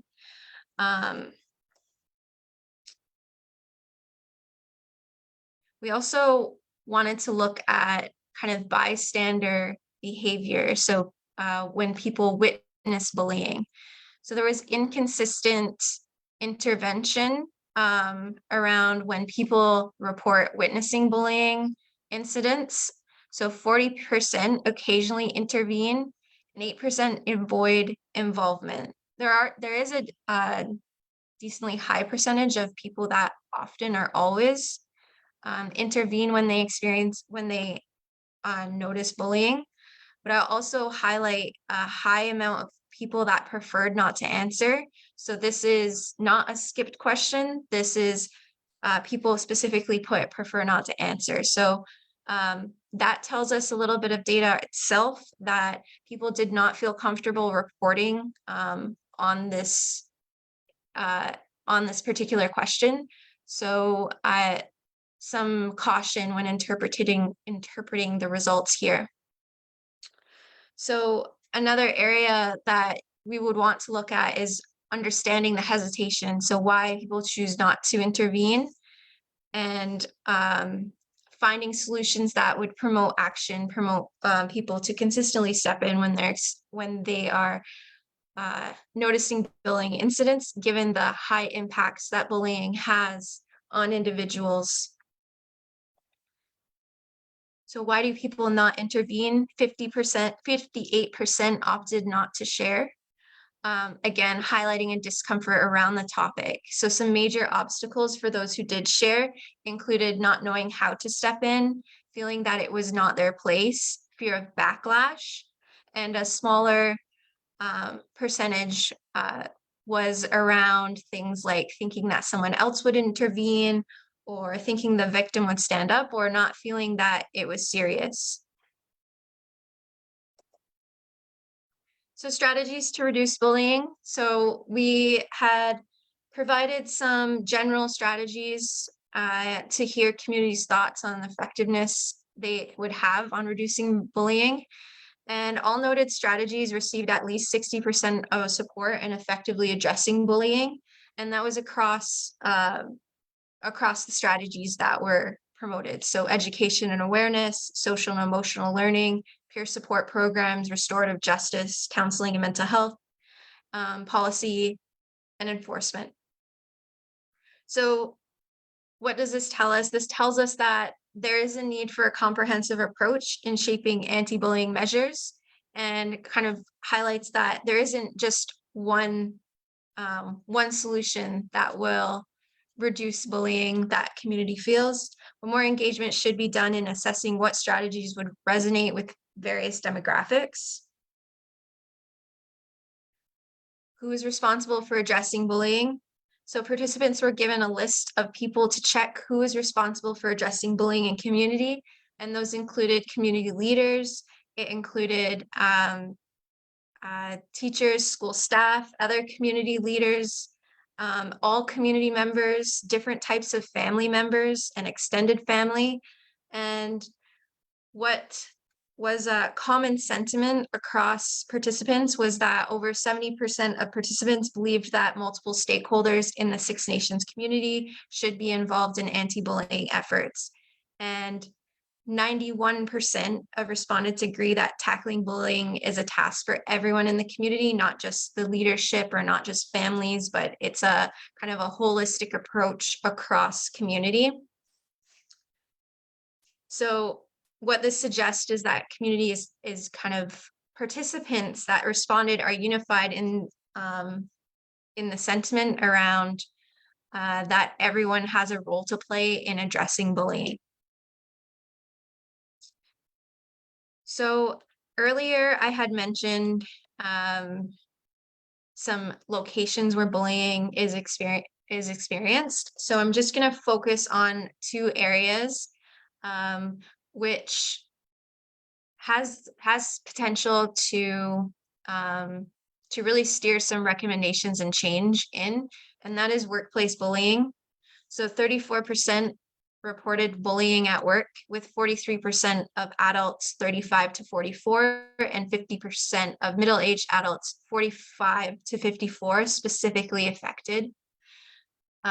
So these are generally going to be the working age individuals that are starting to be within their career. And one thing that should be explored further is the 50% of middle-aged adults 45 to 54 specifically affected, and how the differences between the different ages and how they experience bullying at work. Specifically looking at impact affecting areas like emotional well-being, mental health, self-esteem. Some participants talked about kind of lateral violence experiences and how that impacts their career development or job prospects. And then going back to the reporting, 22% inform supervisors and managers about incidents. So that's a pretty low amount. And some barriers that people talked about was including lack of trust in action, uncertainty about the process, and some feelings of shame or embarrassment and fear of escalation. So in terms of bystander behavior in the workplace, some of those factors could factor in, including uncertainty, personal safety concerns, and there was also discussion on reliance on formal leadership. So within the workplace, participants spoke about it's the role of the supervisor, it's the role of the manager to step in around these workplace bullying incidents. And the second area I'd like to focus on is bullying in schools. So as I reported earlier, there's a high prevalence of bullying in schools, particularly in the 5 to 12 and 13 to 18 age groups, which does make sense, as primarily that's where children and adolescents are going to be spending most of their time. So the types of bullying, again, that would be pertaining to what people may be experiencing in schools is physical bullying, being the most prevalent among adolescents and at 62%, and emotional bullying significantly affecting children at 82%. Youth specifically within the data collection were asked to kind of write in their responses, and many of the responses talked about the youth's emotional well-being and how that impacted their mental health, their self-esteem. There was sentiment around discussions around questioning their self-identity and how they view themselves as a person, in addition to eroding their sense of safety and also how it disrupts their academic progress. So some participants noted that they had stopped going to school entirely, or they were having difficulty focusing within school. And then looking at reporting incidences. So when bullying occurs, respondents primarily report these incidents to friends and family members, with authority figures like teachers and school staff being less common confidence. So when we look at where our efforts are kind of going towards and training staff around how to address bullying, a lot of resources are going to that area where incidences are actually being reported to friends, cousins, family members first. So they need support too in knowing how to kind of respond when someone discloses that to an individual. In addition, witness intervention. So there are some people that consistently step in, but there are barriers in play. There are barriers to intervening. Alluded to that earlier, but uncertainty of action, feeling it's not their place, or fear of retaliation. Participants were also given the open opportunity to express their final thoughts. Community members emphasized the need for actual tangible steps to combat bullying, not just discussions. That anti-bullying strategies should honor local traditions and cultural practices, and that there should be a focus on healing. So there's a push for solutions that consider emotional and mental scars caused by bullying. And we saw that within the impacts of bullying section, where there are a lot of overarching impacts across an individual's life, across individual's well-being. Within the comments, there was a prevalent concern in protecting kids from bullying, indicating a need for measures specifically focused on their safety. Some strengths that we can build from is that There was unity in the responses that participants were providing, particularly around effectiveness of bullying strategies, as well as who is responsible for bullying, and participants' thoughts around that. A more inclusive community could be vital in preventing bullying, urging for the addressing of internal divisions and promoting a sense of belonging. So some of those comments spoke toward a need to kind of unify as a community. Early education, community members talked about the value in teaching children about love and kindness, prevent bullying behaviors. And in addition, leadership training, so specialized training for supervisors and community leaders to equip them with the right skills to tackle bullying effectively. So participants that participated in this survey provided a lot of kind of actionable information to help inform addressing anti-bullying initiatives. So next steps. So this was a kind of a preliminary data collection. But number one would be to expand on the research methods. So we have kind of survey results, how frequently people felt these different things were occurring or where they're occurring. But now it's important to initiate some detailed investigations into bullying through focus groups and interviews to kind of get some more nuanced context within this area, especially in schools and workplaces, to understand the complexities involved and kind of the roots of where things are coming from. Two is engaging service providers. So collaborate with professionals who face bullying impacts daily, and using their insights can help shape a more effective anti-bullying landscape. So people on the front line that are seeing what's happening day to day can help support those recommendations and strategies coming forward. And number three, youth involvement. It's really important that we prioritize the inclusion of young people's voices. So within the survey, it was difficult to reach that youth population, but the participants that did participate, it still provides some really good data to kind of build off of. So ensuring that the strategies that are kind of discussed with the workers, with engagements with schools, also resonates with youth, the ones that are going to be kind of experiencing these initiatives and interventions. So it should be kind of a collaborative process in terms of addressing bullying. And that brings me to my fourth point, is collaborative strategy development.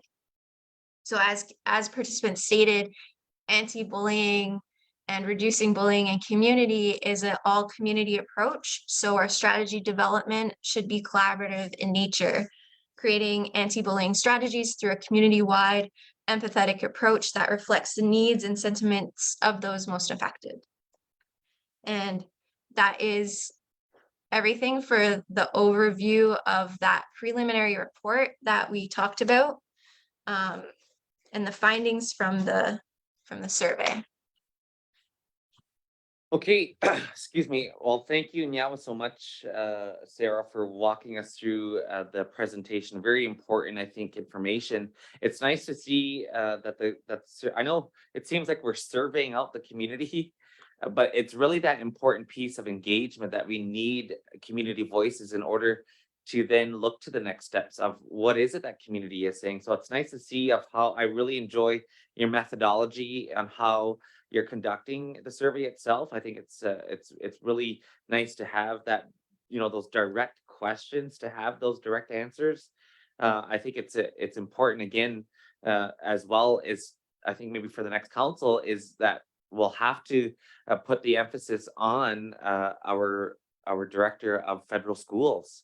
Because as we see it here within the numbers, I mean, as much as it is a community issue, a lot of the schools are part of community, and it's a lot happening within the schools around bullying. And I think they'll need full participation from our federal schools in order to see some of these strategies actually work. So I'd like to see that you've broken it down from a stage process of stage 1 to 4. I mean, I think it's important to see now next that these don't just collect dust. I think that's something that's important of when you do these types of surveys that your first bullet you mentioned in terms of final thoughts of the participants, one of that is that they want to see concrete action and something in terms of building those concrete strategies to actually see a difference. It's going to take all of us. And I think that's the important message throughout this survey as well. So do want to say nyawa and to each of you, both Jen and Sarah, for your work, your continued work. Again, it's an important file, really. I think the other piece to this, just last thoughts, and I know we've talked about this in the past, Nathan, as well, my time at the Ontario First Nation Young People's Council, where we've really changed the narrative of eliminating that word suicide, because just that word itself, I think, is even hard for anyone to say. It's something where the young people at that time thought we should be more promoting life as opposed to looking at it from a negative lens. So I would just, in my comments within the survey and within your work, Jen, at the task force, and Sarah, is to maybe look at the emphasizing the language of promoting life and really spinning that into a positive, so that we can actually start to look at, what is it that these young people are going through? Because I know within the schools, I was bullied myself. I would still want to continue to advocate for victims within schools because it is life-changing and it can really alter someone's mind in terms of their overall outlook on what that means. So those are my initial comments to your presentation. I think it's really well done. It's really exciting to see what the next steps look like. So I'm glad to see that you're expanding on the research methodology, and I'm glad to see that out of that research and surveys and so forth, that there'll be actually concrete strategies. So do want to say nyawa for that. At this point in time, I'm going to open the floor up for any further questions or comments for Jen or Sarah. I have Audrey. Well done, ladies. It was very in-depth, very professional. I would just like to recommend that we, once we start doing this as a Six Nations community, that we continue to do those surveys on a yearly basis, which keeps an audit going and it keeps data going. And that research data, when we start doing and implementing the initiatives that help people who are being bullied, or as Chief Hill says, the positive parts, they have to work together. So we keep data on that and we know what's working, then we continue the stuff that's working and we keep trying. The things that aren't working maybe need to be tweaked or basically gotten rid of, and having new initiative tried in the schools and the workplace. So I think that the more we get this out to the community as well, and the more input we get from more people, I think all it can do is serve us. So now for your report. And I'll move on accepting it. Okay, thank you, Nyawa, for that. Audrey, your comments. So we do have a motion on the floor. Again, for community's sake, it reads, whereas the Six Nations Anti-Bullying Task Force is currently conducting community engagement for the purpose of data collection, whereas the Six Nations Anti-Bullying Task Force has now completed the adult surveys, whereas the Six Nations Anti-Bullying Task Force has completed a high-level analysis of the data for adult surveys and is requesting to go before General Council to present a summary report to Chief and Council as well as the community as a whole, which we've just seen. Therefore, be it resolved that the Six Nations of the Grand River Elected Council accept the adult survey summary report as information at this time. It's been moved by Audrey as our seconder, seconded by Helen. Further questions, comments? Back over to you, Helen, and then Sherry Lynn. Yeah, I think that was really good, extensive information that you gathered with your survey. And I'm really glad to see that elder abuse is on there, because I get a lot of calls from the elderly people feeling that they've been abused. So I'm really glad to see that's part of it. But I see that there's different types of bullying, which is going to require different types of approaches. But one of the things I think was kind of missing, maybe, I don't know if it's missing or it's just me thinking that, but I'm thinking about, we have to work with the bully as well, because why are kids bullying? Why are people bullying? So we need to start looking at that part of it as well, because that's the only way it's going to get fixed, is the whole picture. It's fine to be dealing with bullying, but why is the person bullying? I mean, we know our kids, a lot of our kids have emotional issues or whatever, so we really need to look at that as well. Okay, thank you. Now for your comments, Helen, over to you, Sherilyn.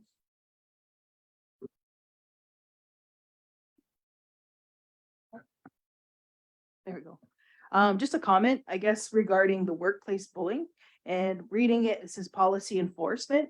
So knowing that if it's even not from under council or whatever, maybe hopefully just get a jump on it, that Nathan can take a look at what's the policy saying, or where is it at, and are things getting enforced, so we can get ahead of the game instead of waiting till it's at us. So thank you.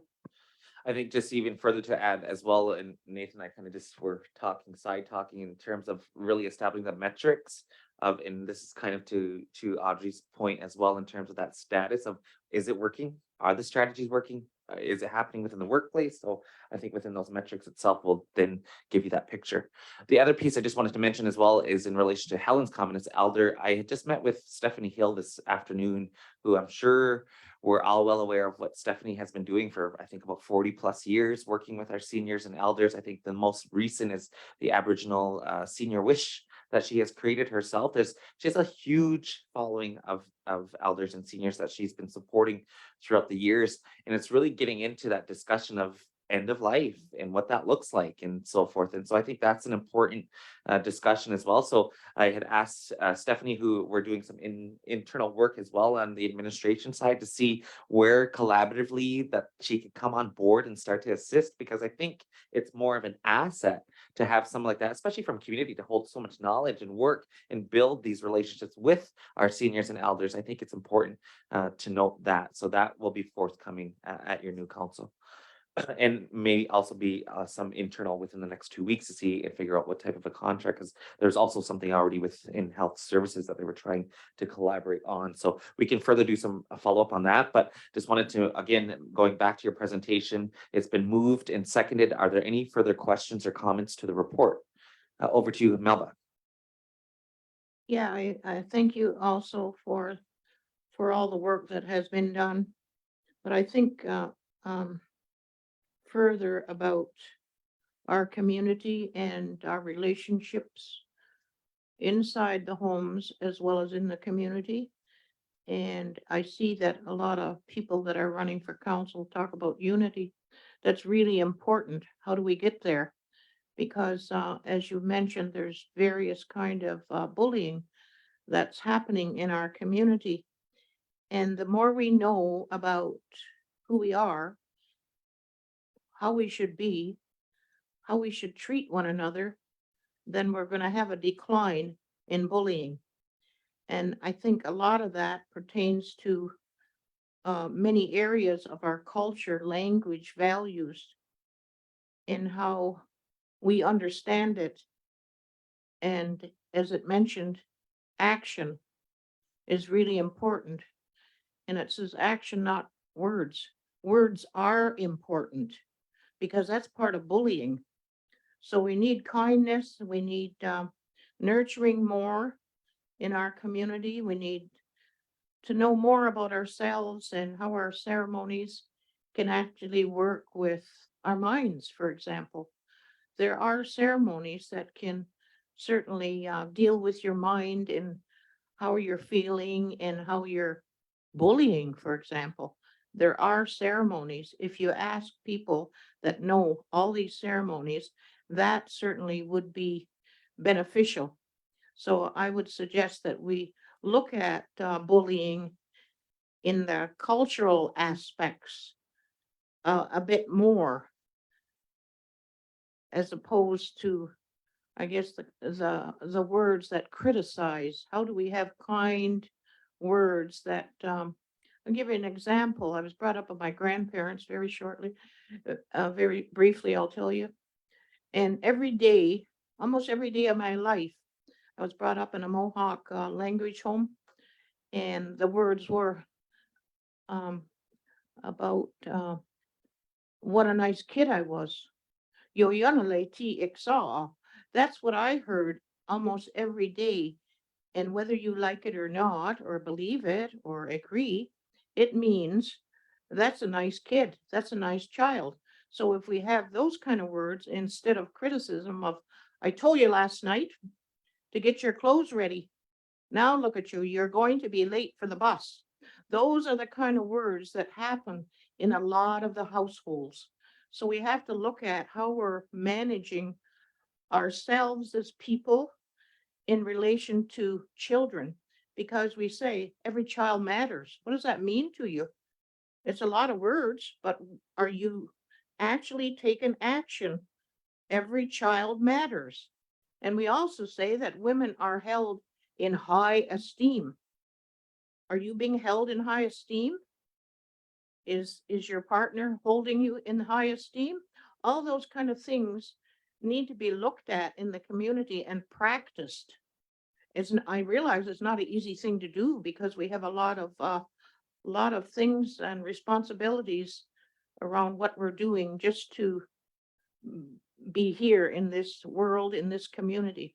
So I just thought I'd mention a few things. Thank you. Okay, now for that, Melba, and I think it's an important point as well that you've mentioned is more really empowerment as opposed to judgment. I think that's something that I've, reflected and recognized as well as, it's always quick to criticize and judge, but it's easy and just as fast to empower and encourage. So I think that's that mentality is also really good words and comments. Do appreciate. I do.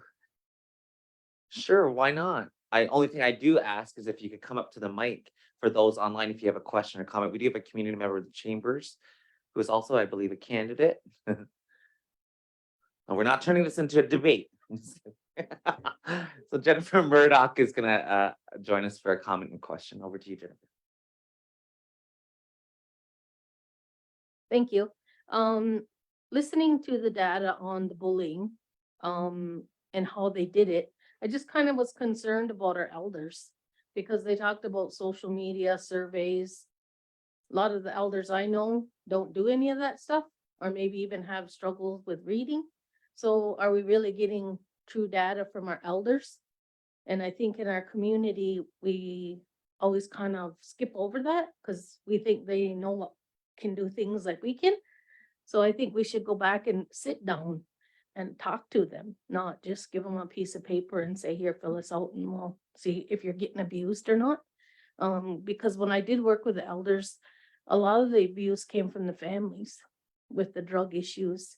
That's where the elders were getting, and they wouldn't tell. They wouldn't say anything because that's their family. They loved them. So they would just let it go. But it was sad that, they were being treated that way. That was one of the things. And another one was, I remember being bullied as a kid, and we all can probably say that happened to us one time or other. And long time ago though, when you would get bullied at school and you got in a fight, you went home and you got it from your parents. But now when that happens and you bully someone, the parent will usually defend you. I hear all the time on Facebook and social media, oh, they said this about my kid. And it's almost like they feel they're being judged. My kid isn't good or whatever. So I'm going to fight back and, I'm going to put everything on Facebook about this school or these teachers or these families. And like Melba said, we got to change that. If the child has an issue, that's okay. Let's work together and figure it out. Yeah, work together and, everybody has their issues. But just to put blame and point things out to everybody, that's, I think, a big crippling aspect that we have. That's it. Thank you. That's really good comments. Do appreciate that as well. And I think just to, and maybe if Sarah or Jen would like to respond to Jennifer's question comment, but I think the next step in relation to their presentation, I know you weren't privy to it, But the next step is to expand on that survey style and what that looks like. So potentially that may be to have a different style when interacting with our elders or seniors. Maybe I'll just let Sarah comment on that if I'm not right or wrong. You're exactly right, Mark, Chief. We are constantly having conversations of who are we missing, whose voice are we missing, and how can we have their voice heard in these kind of engagement methods. And I completely agree with you, Jennifer, that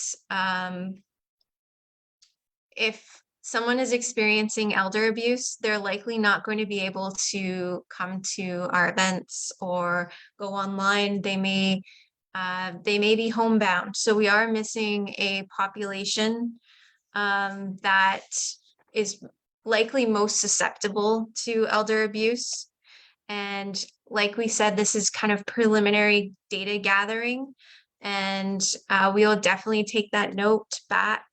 Jen and I will have kind of a talk about how we can kind of engage that demographic better. But yes, that's all often a common topic of discussion, is how can we kind of reach the people that are a bit more difficult to reach. So thank you for that. Thank you for your comments. Thank you so much for that, Sarah. I do have, I'm going to do one final question comment over to Audrey, and I'll look to the vote. Audrey? Yeah, my question is, did you do any research on financial abuse for elders or people who may have a handicap? And if not, could you please include that? Because it is a problem. You're welcome. Yeah, I'll just quickly speak on that. We just recently added elder abuse to our work. Like when I was before council back in, I believe it was August, I had spoke about those 8 types of bullying that we had initially identified, and it was at that time that we added elder abuse. So now we have like 9 types of bullying, major types going on in this community. But right now we are only focused on the bullying in schools and the lateral violence in the workplace and making those recommendations. And once we make those recommendations and we can set those 2 working groups, or probably dissolve those 2 working groups, we're going to create additional working groups to figure out, okay, now that we've addressed bullying in schools, now that we've addressed lateral violence in the workplace through recommendations, where else is bullying taking place in the community? And that's where we can circle back to this survey, or sorry, this report, and take a closer look at what those findings are, including the elder abuse. But yes, we can definitely add the financial abuse aspect to that. Because we will be doing more data collection in terms of like doing focus groups. So that's where we can really get that qualitative data. So we can do focus groups and invite like elders in the community and like have a sit down with them in person and kind of see what their experiences are or have been. Sarah, did you want to add anything? Yeah, I will just add that in terms of financial abuse and areas of neglect, that is an area that is within the Ongwahoe Health Check-in. So part of the development of this bullying survey was also looking at what is being asked within the larger Ongwahoe Health Check-in Community Health Survey that's being developed and is currently underway. And within that one asks about different bullying types, but also if someone's experiencing financial abuse, there's also neglect, so experiencing withholding of certain types of resources. So that one goes into a little bit more in depth, less focus on specific bullying aspects, but kind of experiences, and combining with different other areas of health and wellness factors. So it's a part of kind of the larger ongoing data collection. So like we talked about, this data collection doesn't stop here.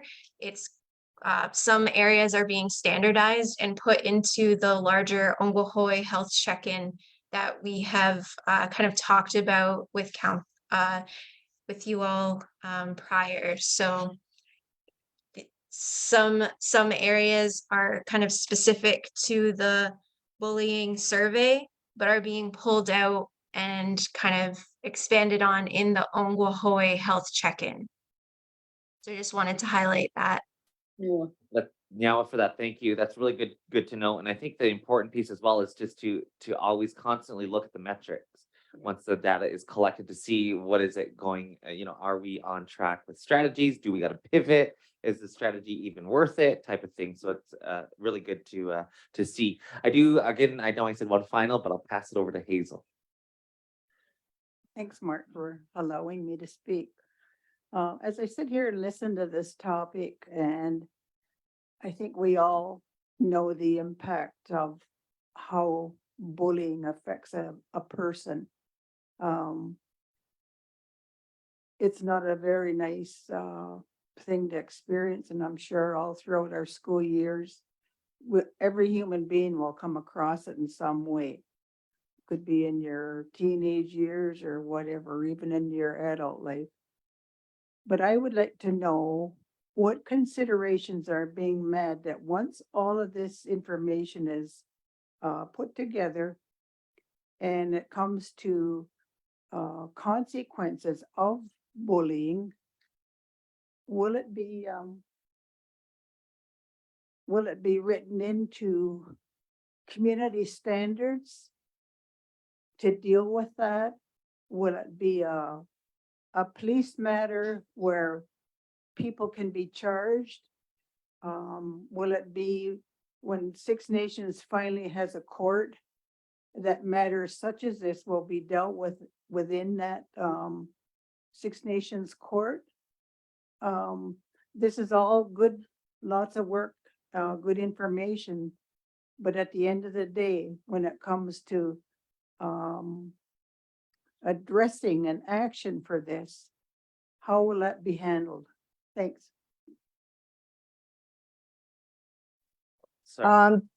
Yeah, that's a really great question, and we don't have the answer for that at this point. We did have a core team meeting earlier today, and we coincidentally talked about exactly that same thing. Is once we make the recommendations for bullying in schools and make recommendations for lateral violence in the workplace, how are we going to make recommendations that are addressed to the community as a whole? Because we all have to take that accountability and responsibility in our own actions as community members to make sure that we're not perpetuating bullying behavior. So how is that going to look as far as the work of the task force? And that's exactly what we did get into a discussion about community standards that currently exists right now. And I haven't had a chance yet to read through that document.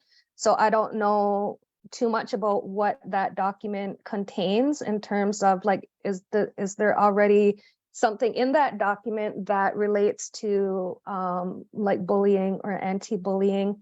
And if not, is that where we're going to direct our recommendations towards? We're not going to rewrite that document, but we can make recommendations on what can be added to that document in terms of, we identified these major types of bullying.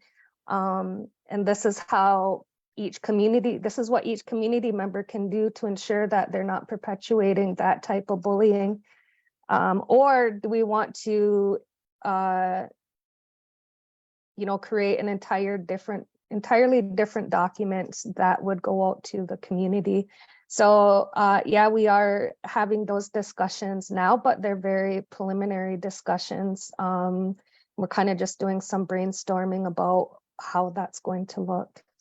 it's really, that's a really good point. I think it's a really good point, Hazel, that you've raised in relation to the community standards itself. Obviously, the document, does not exist at this point in time. However, we know that there's areas that we can start to move on, like, for example, environment and what the consequences would be in a violation of environment, for example. So I think we're putting, I think, a little bit where we get excited to see the end product.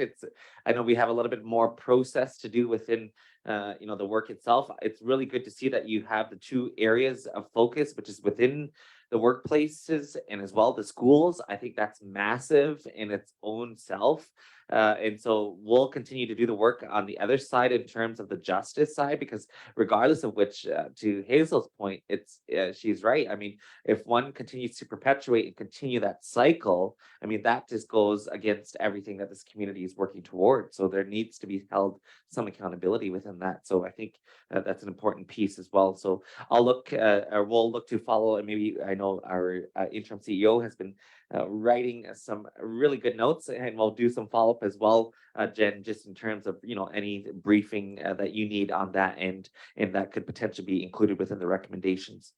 I do want to say again, thank you and Yawa to both of you. I know this work is very, very difficult work, and it's heavy. So I do appreciate each of you for taking this work on. And again, it's a long time coming. I'm glad to see that there's movement happening within it. And again, it's been moved and seconded at this time. I'm going to go to the vote. All in favor? Any opposed? Seeing or hearing none, motion is carried.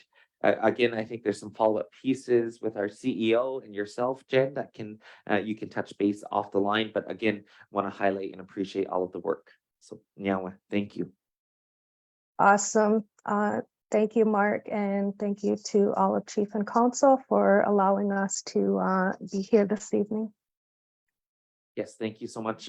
Again, keep up the great work and have a great evening. Take care, ladies.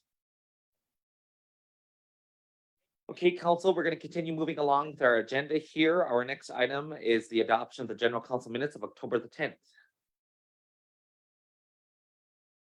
Feel free to read upon questions. So enthusiastically moved by Sherry Lynn, seconded by Michelle. Are there any questions or comments in relation to the minutes? Seeing or hearing none, all in favor? Any opposed? Seeing or hearing none, motion is carried. I had a discussion with Shirley here in terms of our next item under scheduling. We're not going to put a name there because it falls after the election. We don't know who's going to be elected. So we figured what we will do, because the new council will take office November 7th, we'll include this under scheduling on their first swearing in. So that'll be one of the first items of business, to go and appoint someone to attend the next day of the Remembrance Day ceremony. So we're deferring this item until your first order of business of your 59th council. Then is there any further business? I know, again, under community safety, we touched all on the task force. So I don't believe I had no new business, but I just wanted to finish off this evening. Sorry, Mela. Answer yet for, sorry, do we have an answer yet for a health director? You can work with your CEO for that answer. Okay. Yeah. So when will this happen? We can work with you? I may not be here. You can work through your CEO for that answer. So as I reported on Friday, the interviews were just concluded. There were 3 candidates, and we're just going through the legal references checks. So once those are completed, then we're hoping we can announce soon. About when would that happen? In a couple weeks, or I'm anticipating in the next week. in the next week? Oh, great. Okay, thank you. Okay, council, that does complete our agenda for general council open. I just want to give a reminder, tomorrow we do have our auditors presentation at 2 p.m. To the community. This is a follow-up from our AGA to the community, because I know that we were missing that link of our last gathering. So this is follow-up for tomorrow at 2 o'clock. That'll be a presentation to the community from our auditors. So that's happening again tomorrow, 2 p.m. and you can join in via online our Six Nations Facebook page. The last item I wanted to just touch base and really say nyawa to each of you as colleagues of the 58th. I know it's been very challenging term, but I am so pleased to have been able to work along your side for the betterment of this community. It's been a huge undertaking and task. I've reflected, I've learned a lot. I'm thankful, I'm grateful for this community and the opportunities that I have been given. I don't take that lightly at all. In fact, some of the opportunities are now driving me to my next chapter in my career, in my life. And so I really just want to say nyawa to each of you. And I want to say nyawa to our community for allowing me to be in this role, in this position. I didn't realize, first of all, that we'd be hit with a worldwide pandemic. I had many bigger plans. However, those plans were quite swiftly changed, but we did it together. And again, I do appreciate each of you. It's been a learning experience, and I just want to also thank my family. I know there's been a rule at my mom's house that there will be no politics at dinner time. So it's nice that we could get back to maybe some normal conversations as a family. But I do want to say nyawa and thank you to my mom and my siblings, my nieces and my nephews, everybody who really has been able to pick me up when on those low days, and to each of you for your words and your encouragement. It's been a journey of a lifetime, and in fact, I incredibly pleased and want to say nyawa as well to all of the staff.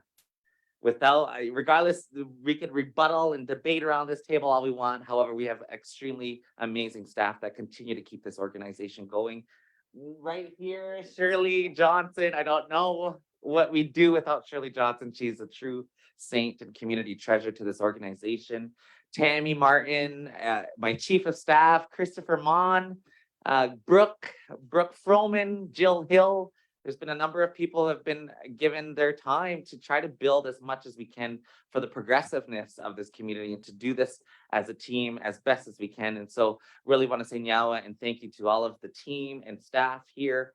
I do wish you all well, and I will assure you that the transition will be seamless and that we will be here to be able to answer any questions that you may have, and as well as update you on any strategies and political updates that we've been doing through the chief's office, and really ultimately just want to say thank you and nyawa for the opportunity to the community. It's gonna be crazy moving on to the next chapter. 13 years in this role seems a little sometimes I think there's a little bit of a difference of political years to actual years. I only have maybe like 10 gray hairs, so I'm okay. Maybe we'll see from that point. But again, just want to say nyawa. Thank you, everybody. And and also I want to give a quick shout out and happy belated 80th birthday to Helen. Helen just celebrated an 80th birthday. Yeah, on November 4th, I'll be hitting my 20th year serving my community. Love it. Well, congratulations to that, and congratulations to all of you. And it's really been a true honor and pleasure. So thank you. Now, with that being said, I'll look to a mover to adjourn. Moved by Sherilyn, seconded by Greg. All in favor? Any opposed? Seeing or hearing on motion is carried. Thank you, Nyawa, for joining us this evening, and look forward to any community looking forward to join us tomorrow at 2 p.m. for the audit. Thank you so much.